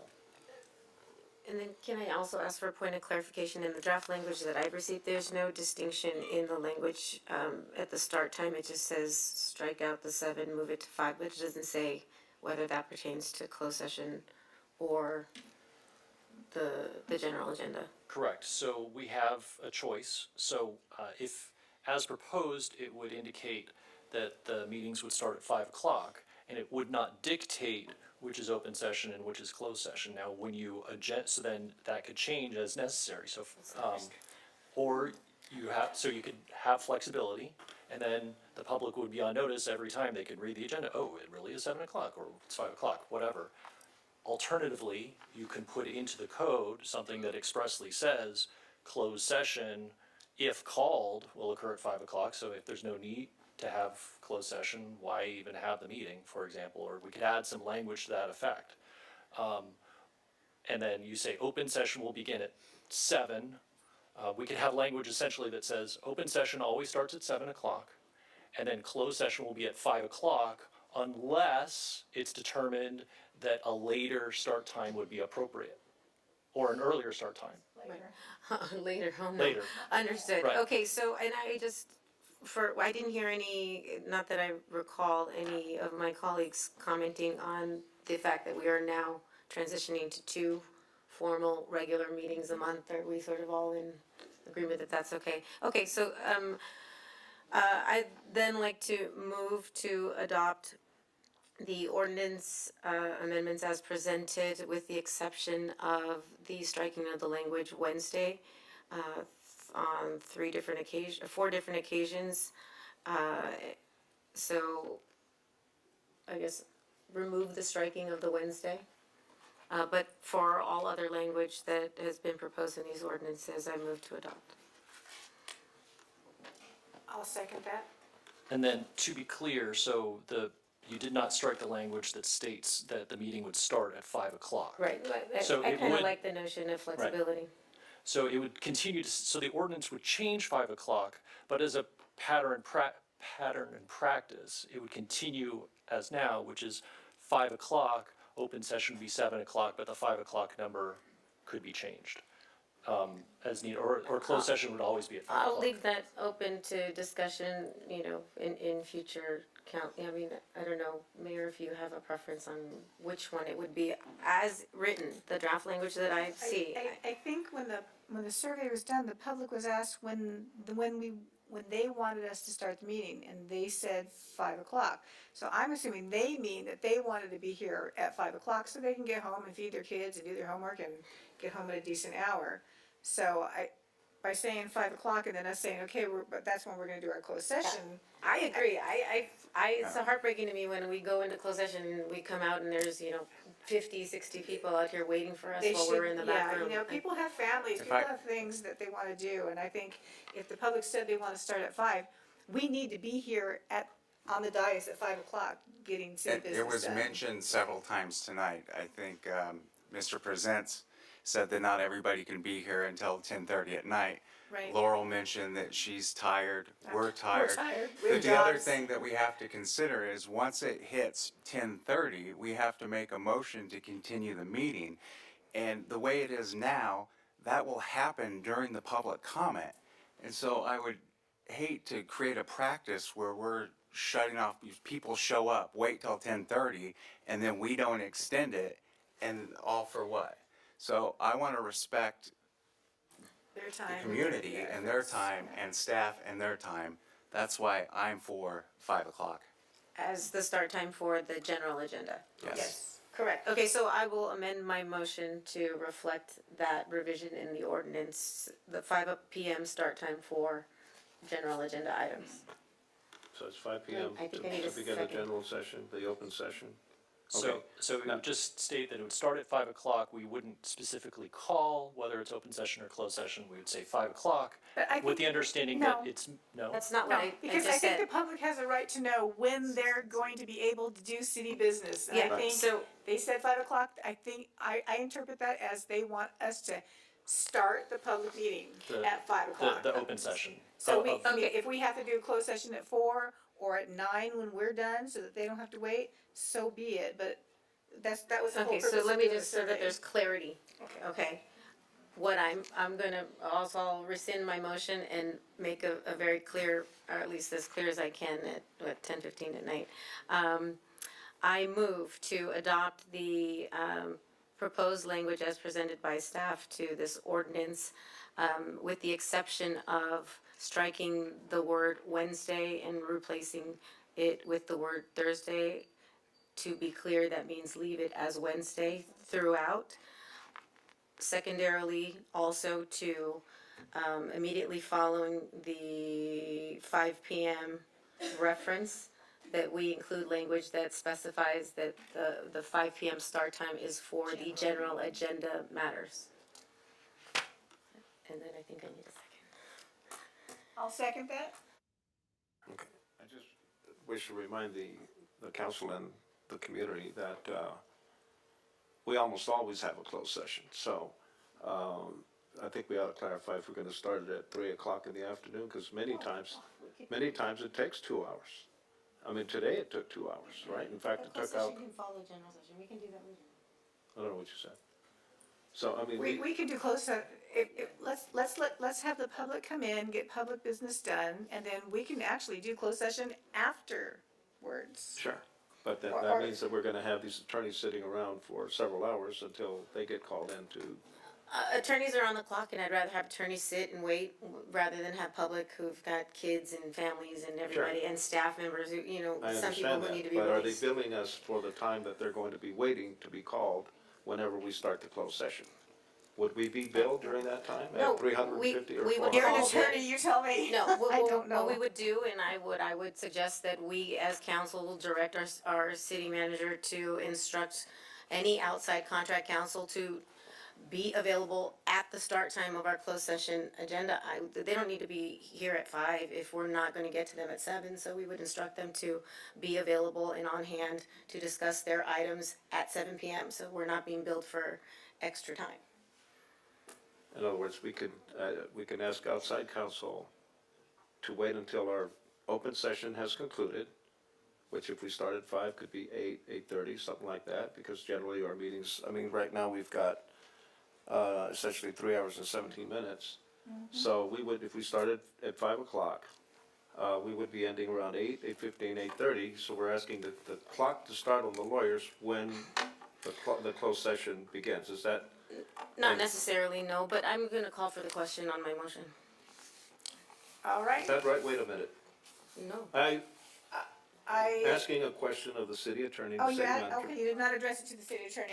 Now that we know that you're addressing the city attorney, we'll let the city attorney answer. So we can certainly work with our contractors to make sure that outside counsel does not bill inappropriately. Okay. Okay, and you give us a response to that when you find out? I will be very clear with them that they will not be charging us for time when open session is occurring. Okay, good. Anyone else? I just think 5 o'clock's a little early to start a public meeting. I get off work at 5 along with most other people. So, I mean, and that's, That kind of flies in the face of why we did the public survey in the first place. What the survey says. That's the only reason we were doing it, is the public said. yeah, this is from when we went through it last I mean, time. like I said, we all have jobs, so It's I mean. tied, so. Wait, this is not public comment. I knew that you guys did closed session first, so that's why I said that, so that I wouldn't have time to get off work. Even 6 o'clock would be better. No, that means Is 5 that- o'clock closed session. Okay, well, see, maybe when we did the survey, we should have been more clear then, because maybe we should leave things alone for now. And do another survey later that's much more clear. Like, when would you like the council to do closed session? You see what I'm saying? Because obviously it was not clear. And so I don't think we should be passing a new ordinance on something that was written in a way that confused the public. What do you guys think? Can we revisit this then? Let's revisit this. Let's revisit this. Let's leave it alone. Let's move on. Yeah, we can actually, so what we can do, okay, how many motions do we have? Can we like write Yeah, down the emotions? so that we- I can rescind my second motion. Okay. And are we all, general consensus on the, proposed revision to the 1.06.040 publication and notice of ordinances portion? Yes. That has been presented to the Right, council? that's good. And this is exactly what Lauren was talking about. This is why we should have broke it up into two different agenda items. I agree. Okay, so I will move to adopt the proposed language for the revision of 1.06.040 in our code to adopt the language that staff has presented. Only that portion. Only this portion. Only that portion, and the Second. time and date will remain the same. Second. All right, let's call for the vote. All in favor, say aye. Aye. Anybody opposed? The motion carries 5-0 with the amended ordinance. All right, and we're leaving the time the same, the date the So, same. so if I could just ask staff to come back to us with, some ideas in terms of, or maybe draft language on a survey so we can vet it with the community, make sure there's clarity on the questions being posed. Plan on outreach, how we're gonna disseminate the survey, that kind of thing, so that when we move forward, we're all working in conjunction with one another to ask the right questions and get the right feedback. I thought we did that the first time, months ago. Okay, so, now, so we've adopted ordinance 1607, we can move on, right? Just making sure. So now we have come to item number 14, public comments on non-agenda items. Please remember that this is things that are pertinent to the city council that we have the ability to vote on, control, change, under the jurisdiction of a city council. So for public comments, do we have any speaker cards? Yes, Mayor, we have Dr. Derek Spiva. Thank you for waiting, sir. I Yes. saw you here very early today, and I do appreciate your patience. You were the one lone member, and is he here? Does he know that it's closed session first? So thank you for your patience. Jason Zink's fault. I'm gonna blame him for that. He said it starts at 5, so. Anyway, so it's 10:30 and I was at the gym at 5, so I'm gonna try to be coherent if I possibly can. I came before you with an idea. I know that the city has well, first of all, let me say who I am. My name is Derek Spiva, and I have been working with Mr. Miller and some of the other folks with some of the county grants, the CFCI money that has come out, and we actually got one of the grants funded, which is in the name of Advancing Communities Together, ACT, and Youth Build. I think it was like 650,000, and they're talking about increasing it because several of the other groups have kind of dropped out of it. But we actually wrote 11 of them, and they funded one, and we're kind of fighting and wrangling with the county to get more because more needs to come out to the Antelope Valley. But what I wanted to speak about in terms of that is the fact that you have this wonderful media building down here that is being created, and I think part of the reason was because you were trying to bring some of the entertainment industry economics to the Antelope Valley, which I think is a fantastic idea.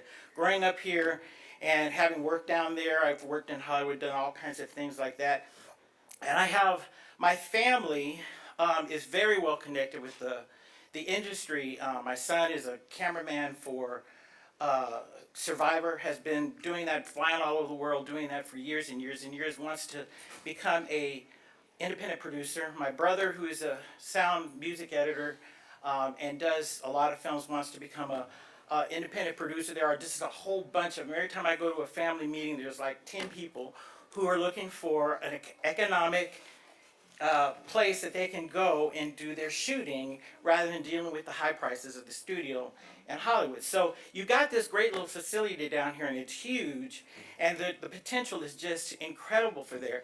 So I'd like to suggest that you consider allowing a third party to bid for operating the place that has all those connections and really understands the industry, so that the place is kind of designed to meet the needs of the industry. On top of that, we have all these CFCI grants coming in and funding from other places, that workforce and variety of different places where we can have a lot of our local young people to be able to gain practical experience working at a place like that that's being patronized by actual Hollywood producers. So I would like to just say that it would be a great idea to make that an opportunity for someone in the area, like myself, like our company. And we've been running programs for schools. We have a great relationship with the school district and everything for many, many years. And we have both of those areas. So I'd like you to consider that. Thank you very much. And Thank you. for waiting again. Yes. Thanks, Derek. Next speaker? We have Mario Presents.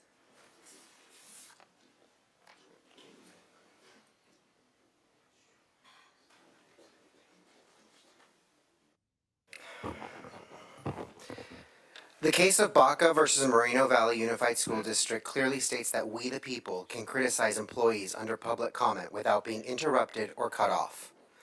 I will be contacting the Los Angeles Public Integrity Unit of your violation on December 21st. You have no right to ask me to be removed, and you have no right to cut my microphone, which is documented on your YouTube channel. The Brown Act allows me to speak without interruption, and I'm here to restate my grievance. It is germane to the people's business that they know who is running their city. The people of Districts 1, 2, 3, and 4 did not get to vote for Andrea Alarcon, nor would we if we had the chance. Case number 324-25397 is a case of child abandonment from 2012 where Mayor Pro Tem Alarcon left her underage child in downtown City Hall at 11 p.m. at night, only to recover her ward after 1 a.m. physically intoxicated per the report. Is this who District 5 really wants to represent them? You abandoned your own child in downtown Los Angeles, and City Hall is not a babysitter. We would hope that a city representative would also be fiscally responsible without liens or judgments. But you have both. Not only do you have a federal tax lien, you also owe back rent plus attorney fees to the law offices of Loa and Cothran, the same Loa who sits on this dais. If you rented property in District 4, how does that make you a resident of District 5? Not only is this illegal, a former candidate, also from Palmdale First, was excoriated for renting a property in another district in their bid for city council. You have no ties to this community, and you even filed your candidacy paperwork late, 5:33 p.m. per the city clerk. It is your job to turn in all necessary items before the deadline, not 33 minutes after City Hall closes. That leads us to wonder, who let you into a locked city building on a Friday after hours? Resign your seat, Andrea, or the community will recall you.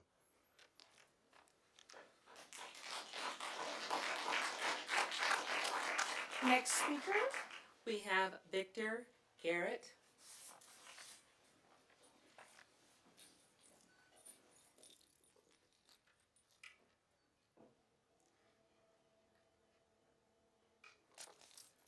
Good evening, everyone.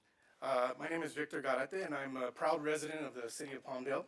I'm raising 4 children in this beautiful city, very involved in my son's elementary schools, and also coach Little League here in the city of Palmdale. Now, I'm here today for a non-agenda item, specifically regarding how we get our mayor.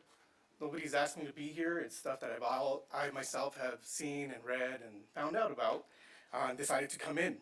I urge this council to do everything in its power to give the power back to the residents of the city of Palmdale when we elect our mayor.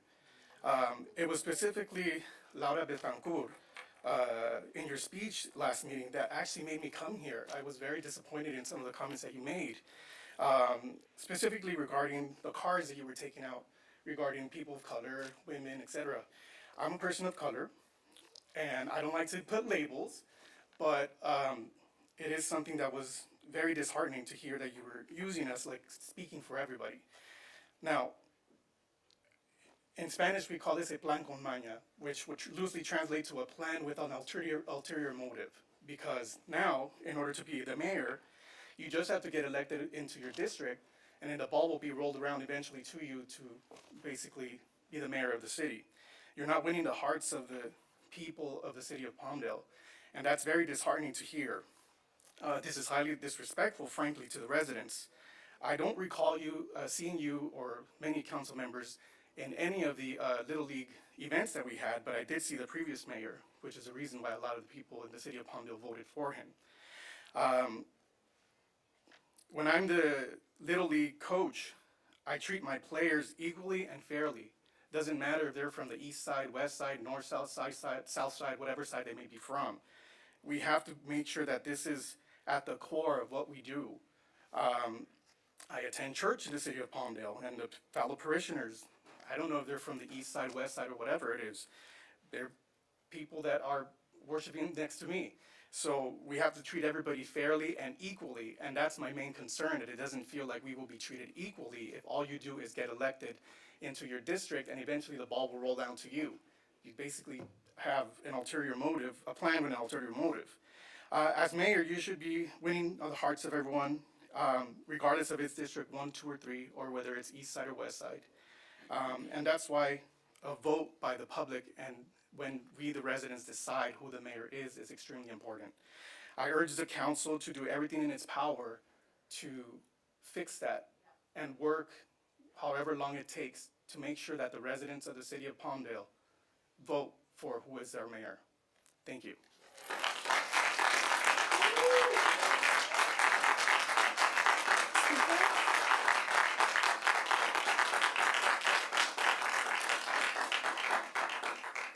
Mayor, we need a motion and a second to continue the meeting past 10:30. Okay, yeah, it's the 10:30 cutoff. So moved. Okay, seconded, it was. All right, call for the vote. We're gonna continue on the meeting? Yeah, do we, I just, because this is the first time I've moved to do, so do we have to determine a end time, or we just go keep going till we're indefinitely? done. Got it. All right, so all in favor say aye. Aye. Anybody opposed? All right, motion passes and the meeting continues. Thank you. We have Marcos Alvarez. Marcos? Good evening, folks. Happy New Year, number one. And congratulations to the new elected officials, Ms. Alarcon, our mayor, Ms. Betancourt, and to Mr. Olson. When I sat here almost 4 hours ago, I had a lot to say, but now I'm just trying to recover from the waiting.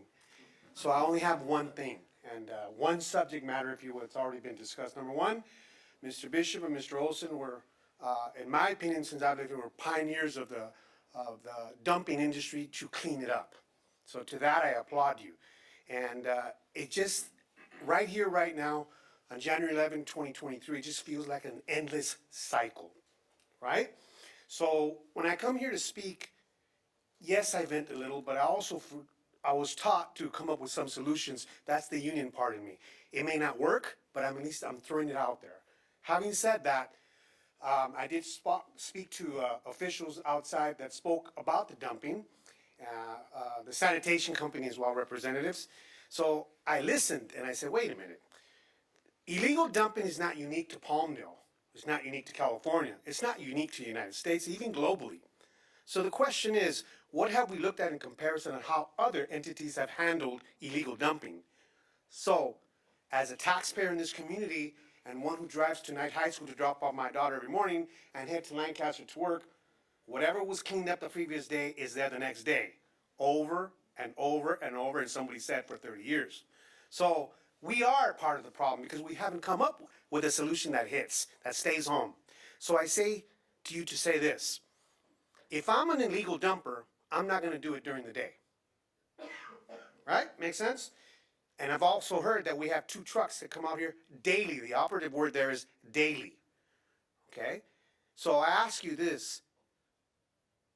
Why have we not entertained city employees, create a commission or committee that gets paid on graveyard shifts? If we truly care and prioritize and ethically want to fix this problem, hire young staff that are willing to work night shifts, swing shifts, because I guarantee you, you're making an impact. A percentage of whatever is being dumped in our cities are always done in the night. Regardless of who does it, whether it's illegal or illegals doing it, the action is taking place at night. So I'm throwing that idea out there, and don't let the cost be the reason of you're not going to do it. If it's important to us and important to the citizen, important to this council, let the cost be part of the investment and the solution. Then we're already making an impact and a dent on long illegal dumping in this city. Thank you.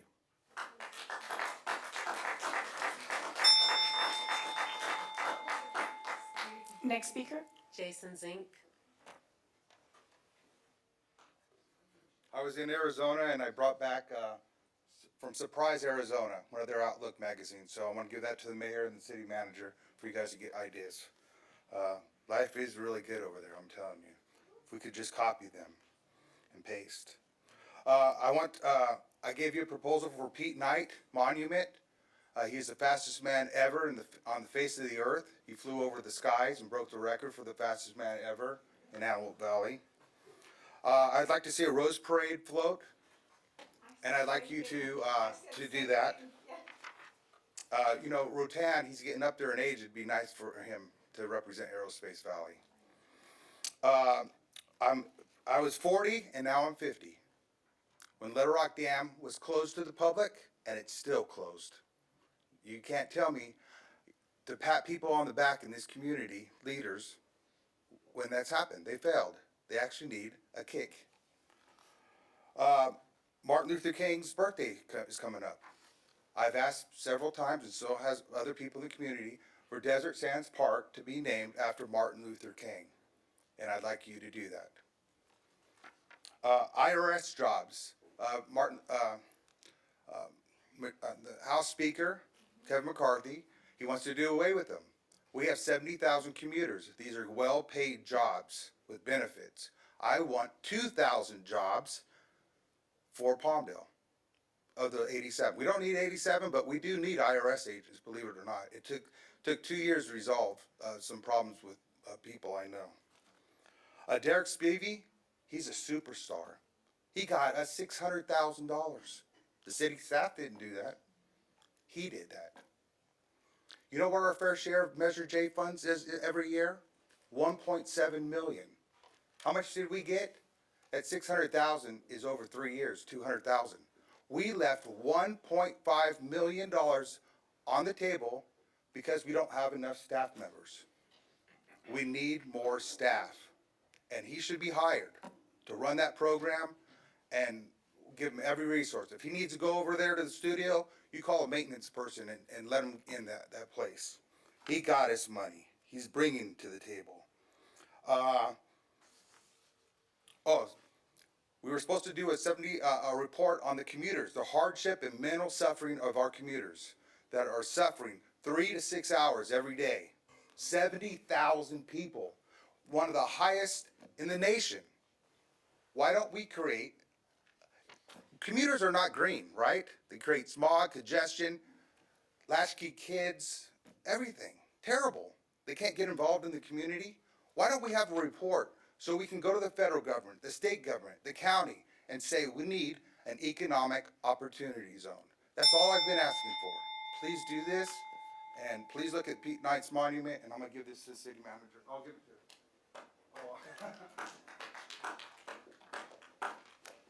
No more speaker slips at this time? Okay. All right, I guess, oh, I'm sorry, Rich, you coming up? I'm sorry? Did you want to speak? Yes. Okay, come on up. Yeah, please. Doubtless you've all received the letter that I sent yesterday. And I want to state for the record that, as I alluded to earlier, you know, neither I nor the Palmdale Freedom Coalition have as a desire to humiliate anybody. That's not what we're here for, but we see one of our jobs as to be the oversight for our city government, because there hasn't been any in quite a while. Now, I'm going to ask you, if you would, for a moment, to put yourself in my shoes, in our shoes, with that sort of a goal in mind. What would you think if you found out that somebody running for the city council in your city turned in their paperwork after the deadline? It's a state mandated deadline. If you had questions about whether they actually resided in the place that they claimed they did on their candidate forms.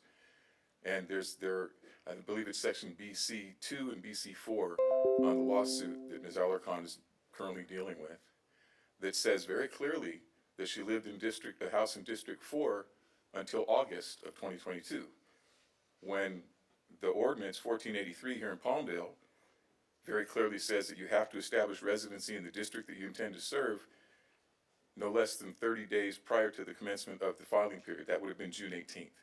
So I don't know if there's an explanation for these things or not. I was given one explanation about the 533 timestamp on the candidacy forms, and frankly it doesn't matter because the state has already spoken to that, and I gave you, I believe I included it in what the precedent was, this case up in Oakland. that said that the city doesn't have the ability to extend the deadline.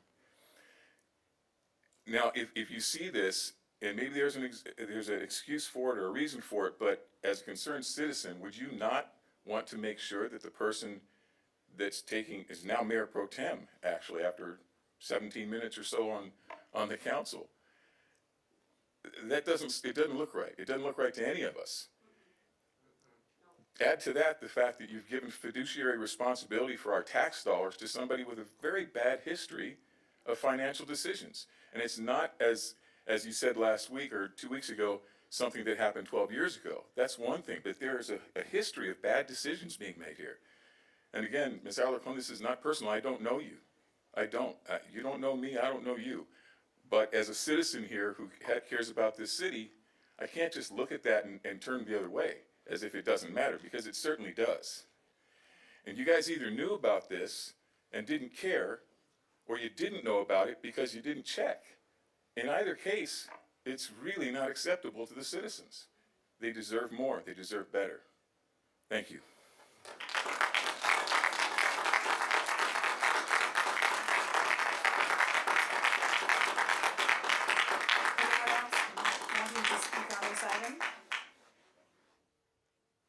Are you coming up? No? Okay. All right. All right, so I'll make a motion to close public comments on non-agendized items. That was a motion, I'll second it. All right, let's call for the vote. All in favor say aye. Aye. All opposed? All right, so motion passes to close public comments with a 5-0 vote. Now we're at item number 15, informational reports from mayor and or council members on the various committee memberships and meetings attended at public expense.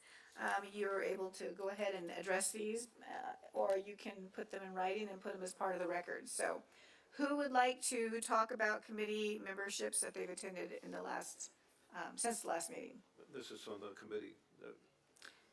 Information, yeah. We had a, Information reports. yeah, we had a meeting with the AVTA regarding pass-ups. There's an issue with the pass-ups that's, buses coming up to a location and the bus drivers just keeping going even though there's somebody at the bus stop. So we're trying to curtail that problem. It seems to be diminishing. We've changed the company that actually provides the drivers for AVTA, and we want to eliminate that problem so that if anyone is waiting for a bus, and sometimes the buses are rather infrequent, that they shouldn't be passed up. So we had a full meeting on that situation. And I also attended the LA County Sanitation District, very brief meeting. So Richard, how exactly does that happen? Because I just got another email today from a resident that said that the bus went right past them. I got it today. So this is a continuing problem. Are the bus drivers just driving too fast? I mean, how you see somebody at a bus stop, how do they not stop? I mean, what is the reason for that? How do they stop that from happening? I don't understand how it happens.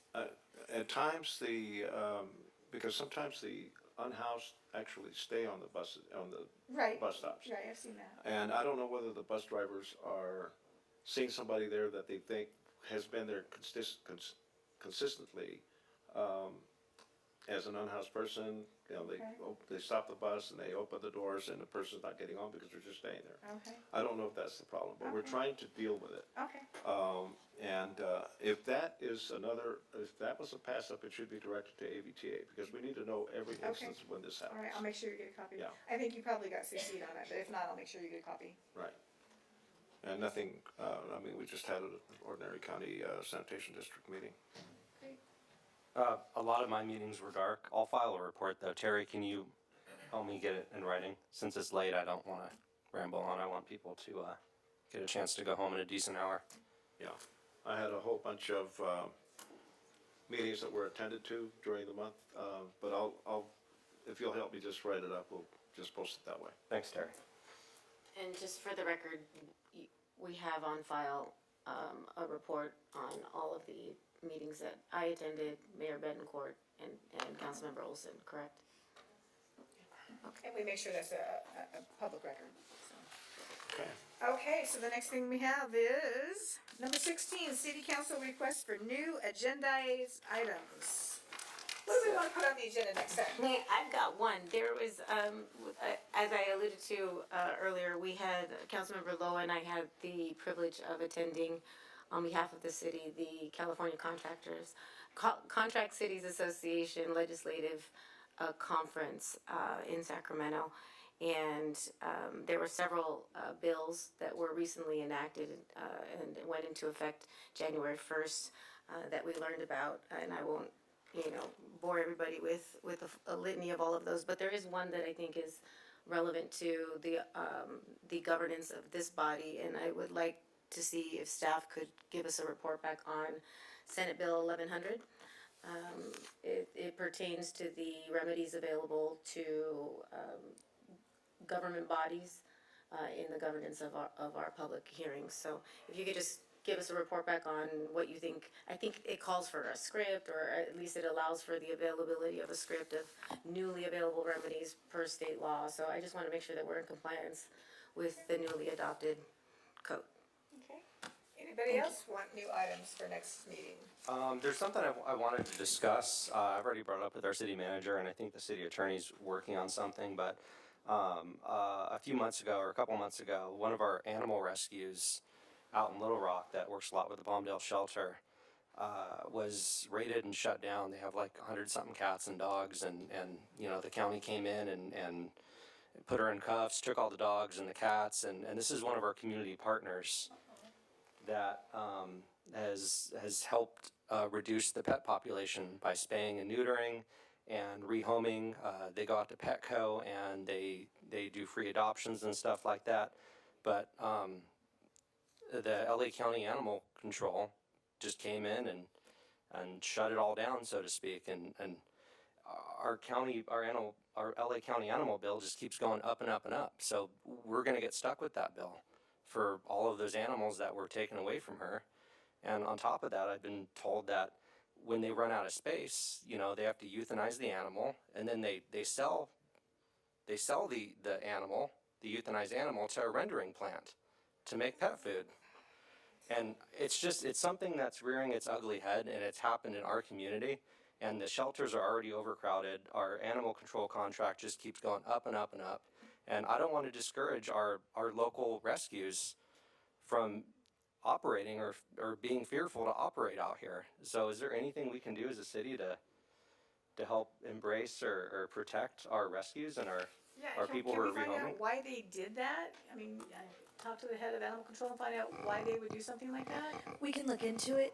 It's outside of our, that particular one is outside of our jurisdiction, but it is still within our influence it as a goes to our community. animal Sure. shelter. It happened in So- Little Rock, about a block outside of the city Palmdale Right, limits. so we can definitely look at options to find out why they did it, what their intent is, what's happening, and then we can work with city attorney's office to draft something in response to it. And then if I could just add to that, just to maybe with that, a presentation of our animal control contract generally. So, I mean, some of these, provisions that you're referencing, I'm unaware of, so I'd appreciate sort of a general briefing for everybody's edification on what exactly is in our contract.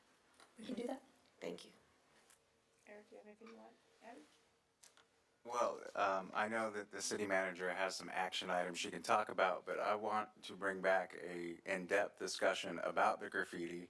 Oh, I was gonna say Because that it's too, more than just irresponsible kids. If you drive down Avenue R, it looks like we are in the middle of a turf war, and this is a war that our law enforcement professionals must win. We cannot allow this in our city. I'm with you on that one. Yeah, graffiti is out of control. We definitely have to do something. And what's really frustrating for the public is, I stop, I take pictures, I send it in, on behalf, to get it done, get it fixed. And the public, and I don't want the public to think it's just them, but it can take weeks to get stuff painted over. And that's just not acceptable to me. It's just not.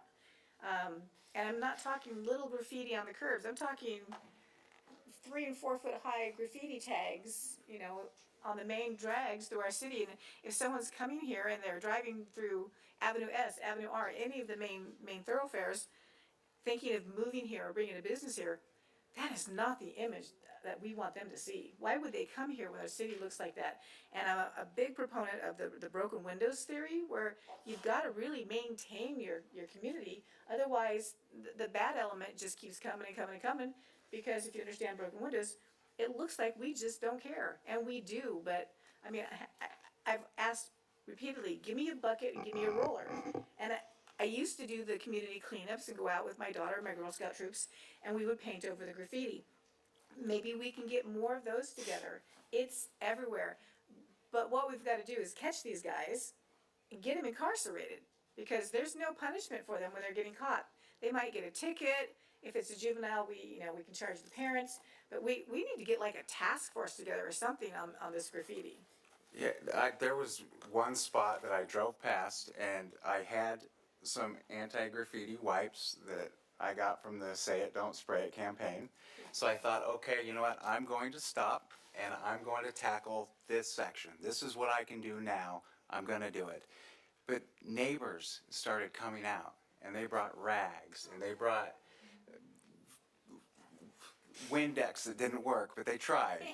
They tried. Neighbors came out to help. So this is something that I think we can rally the community around, and we'll feel good at the end of this. The community will definitely help us on this. They don't like it any more than we do, and we can all get together and do something. There's a lot over the holiday season, Oh, a boy. lot. And it's like multiple, you can tell there's people tagging and then other people coming and tagging over it. Like the 30th East and Avenue R, the 7-Eleven.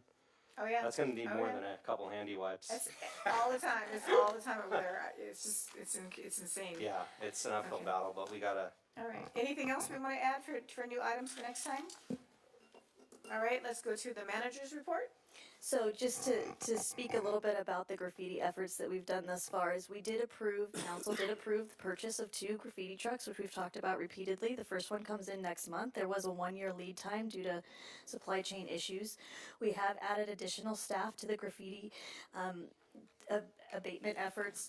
We are actually going to be pulling some staff off of some other assignments in the very near future, like this week, to start aiding on this side of the fence.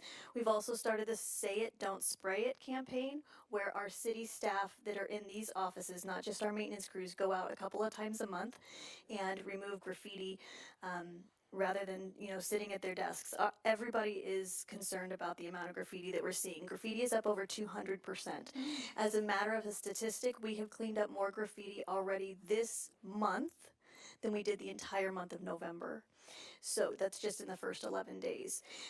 So we also are going to be deploying some other vehicles and things like that to help us.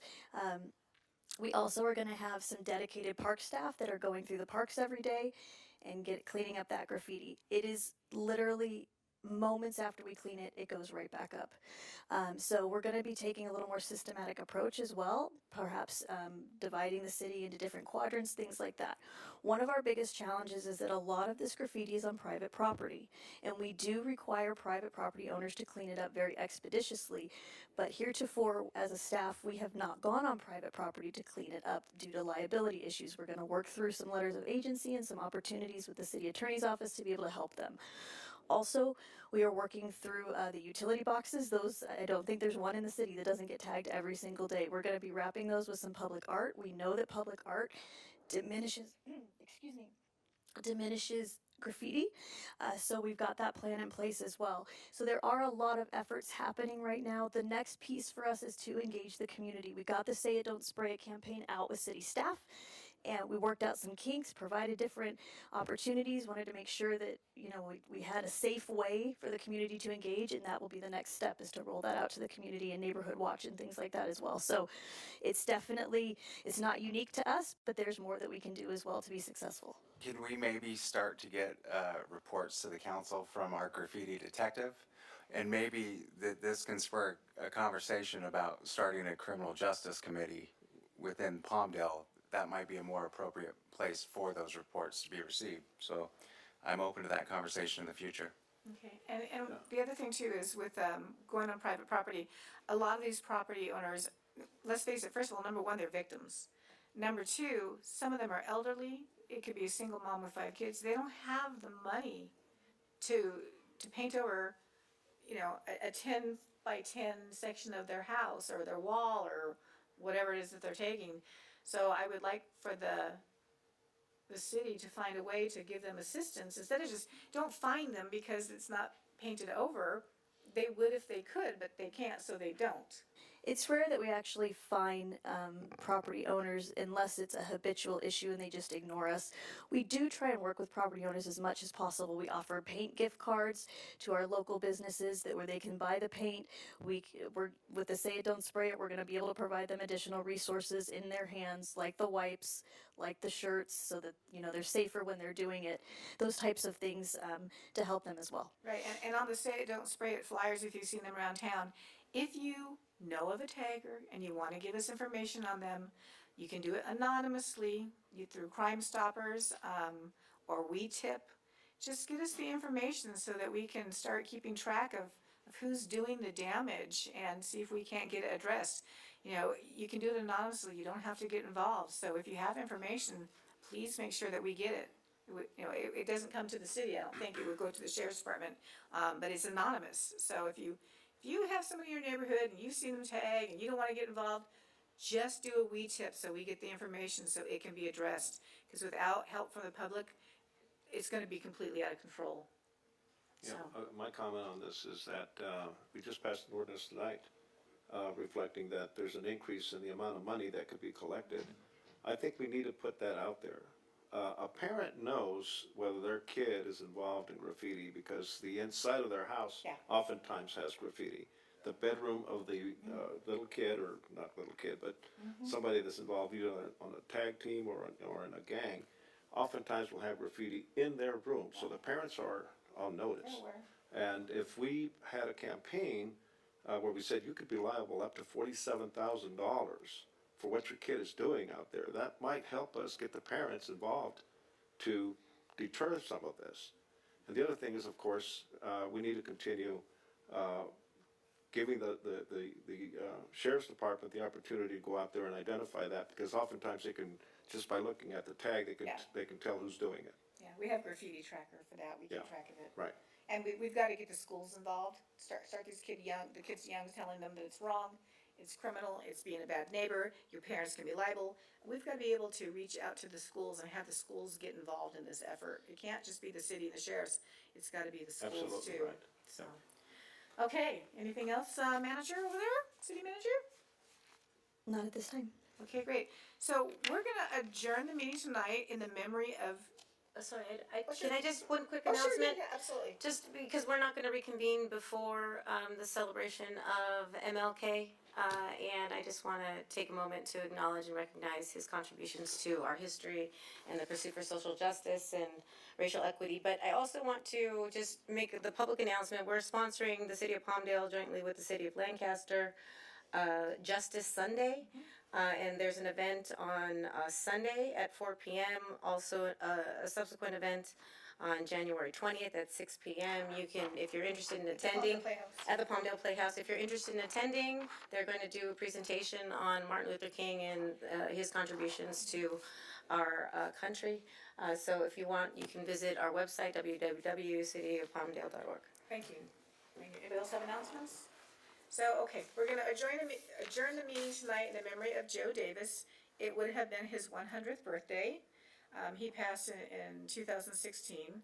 And I want to also include the sheriff's deputy that was killed in Riverside.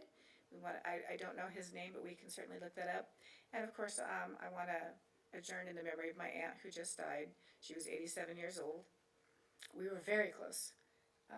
Great woman, strong woman, taught me to be strong. So God bless her, and God bless all of them. And with that, this meeting is adjourned.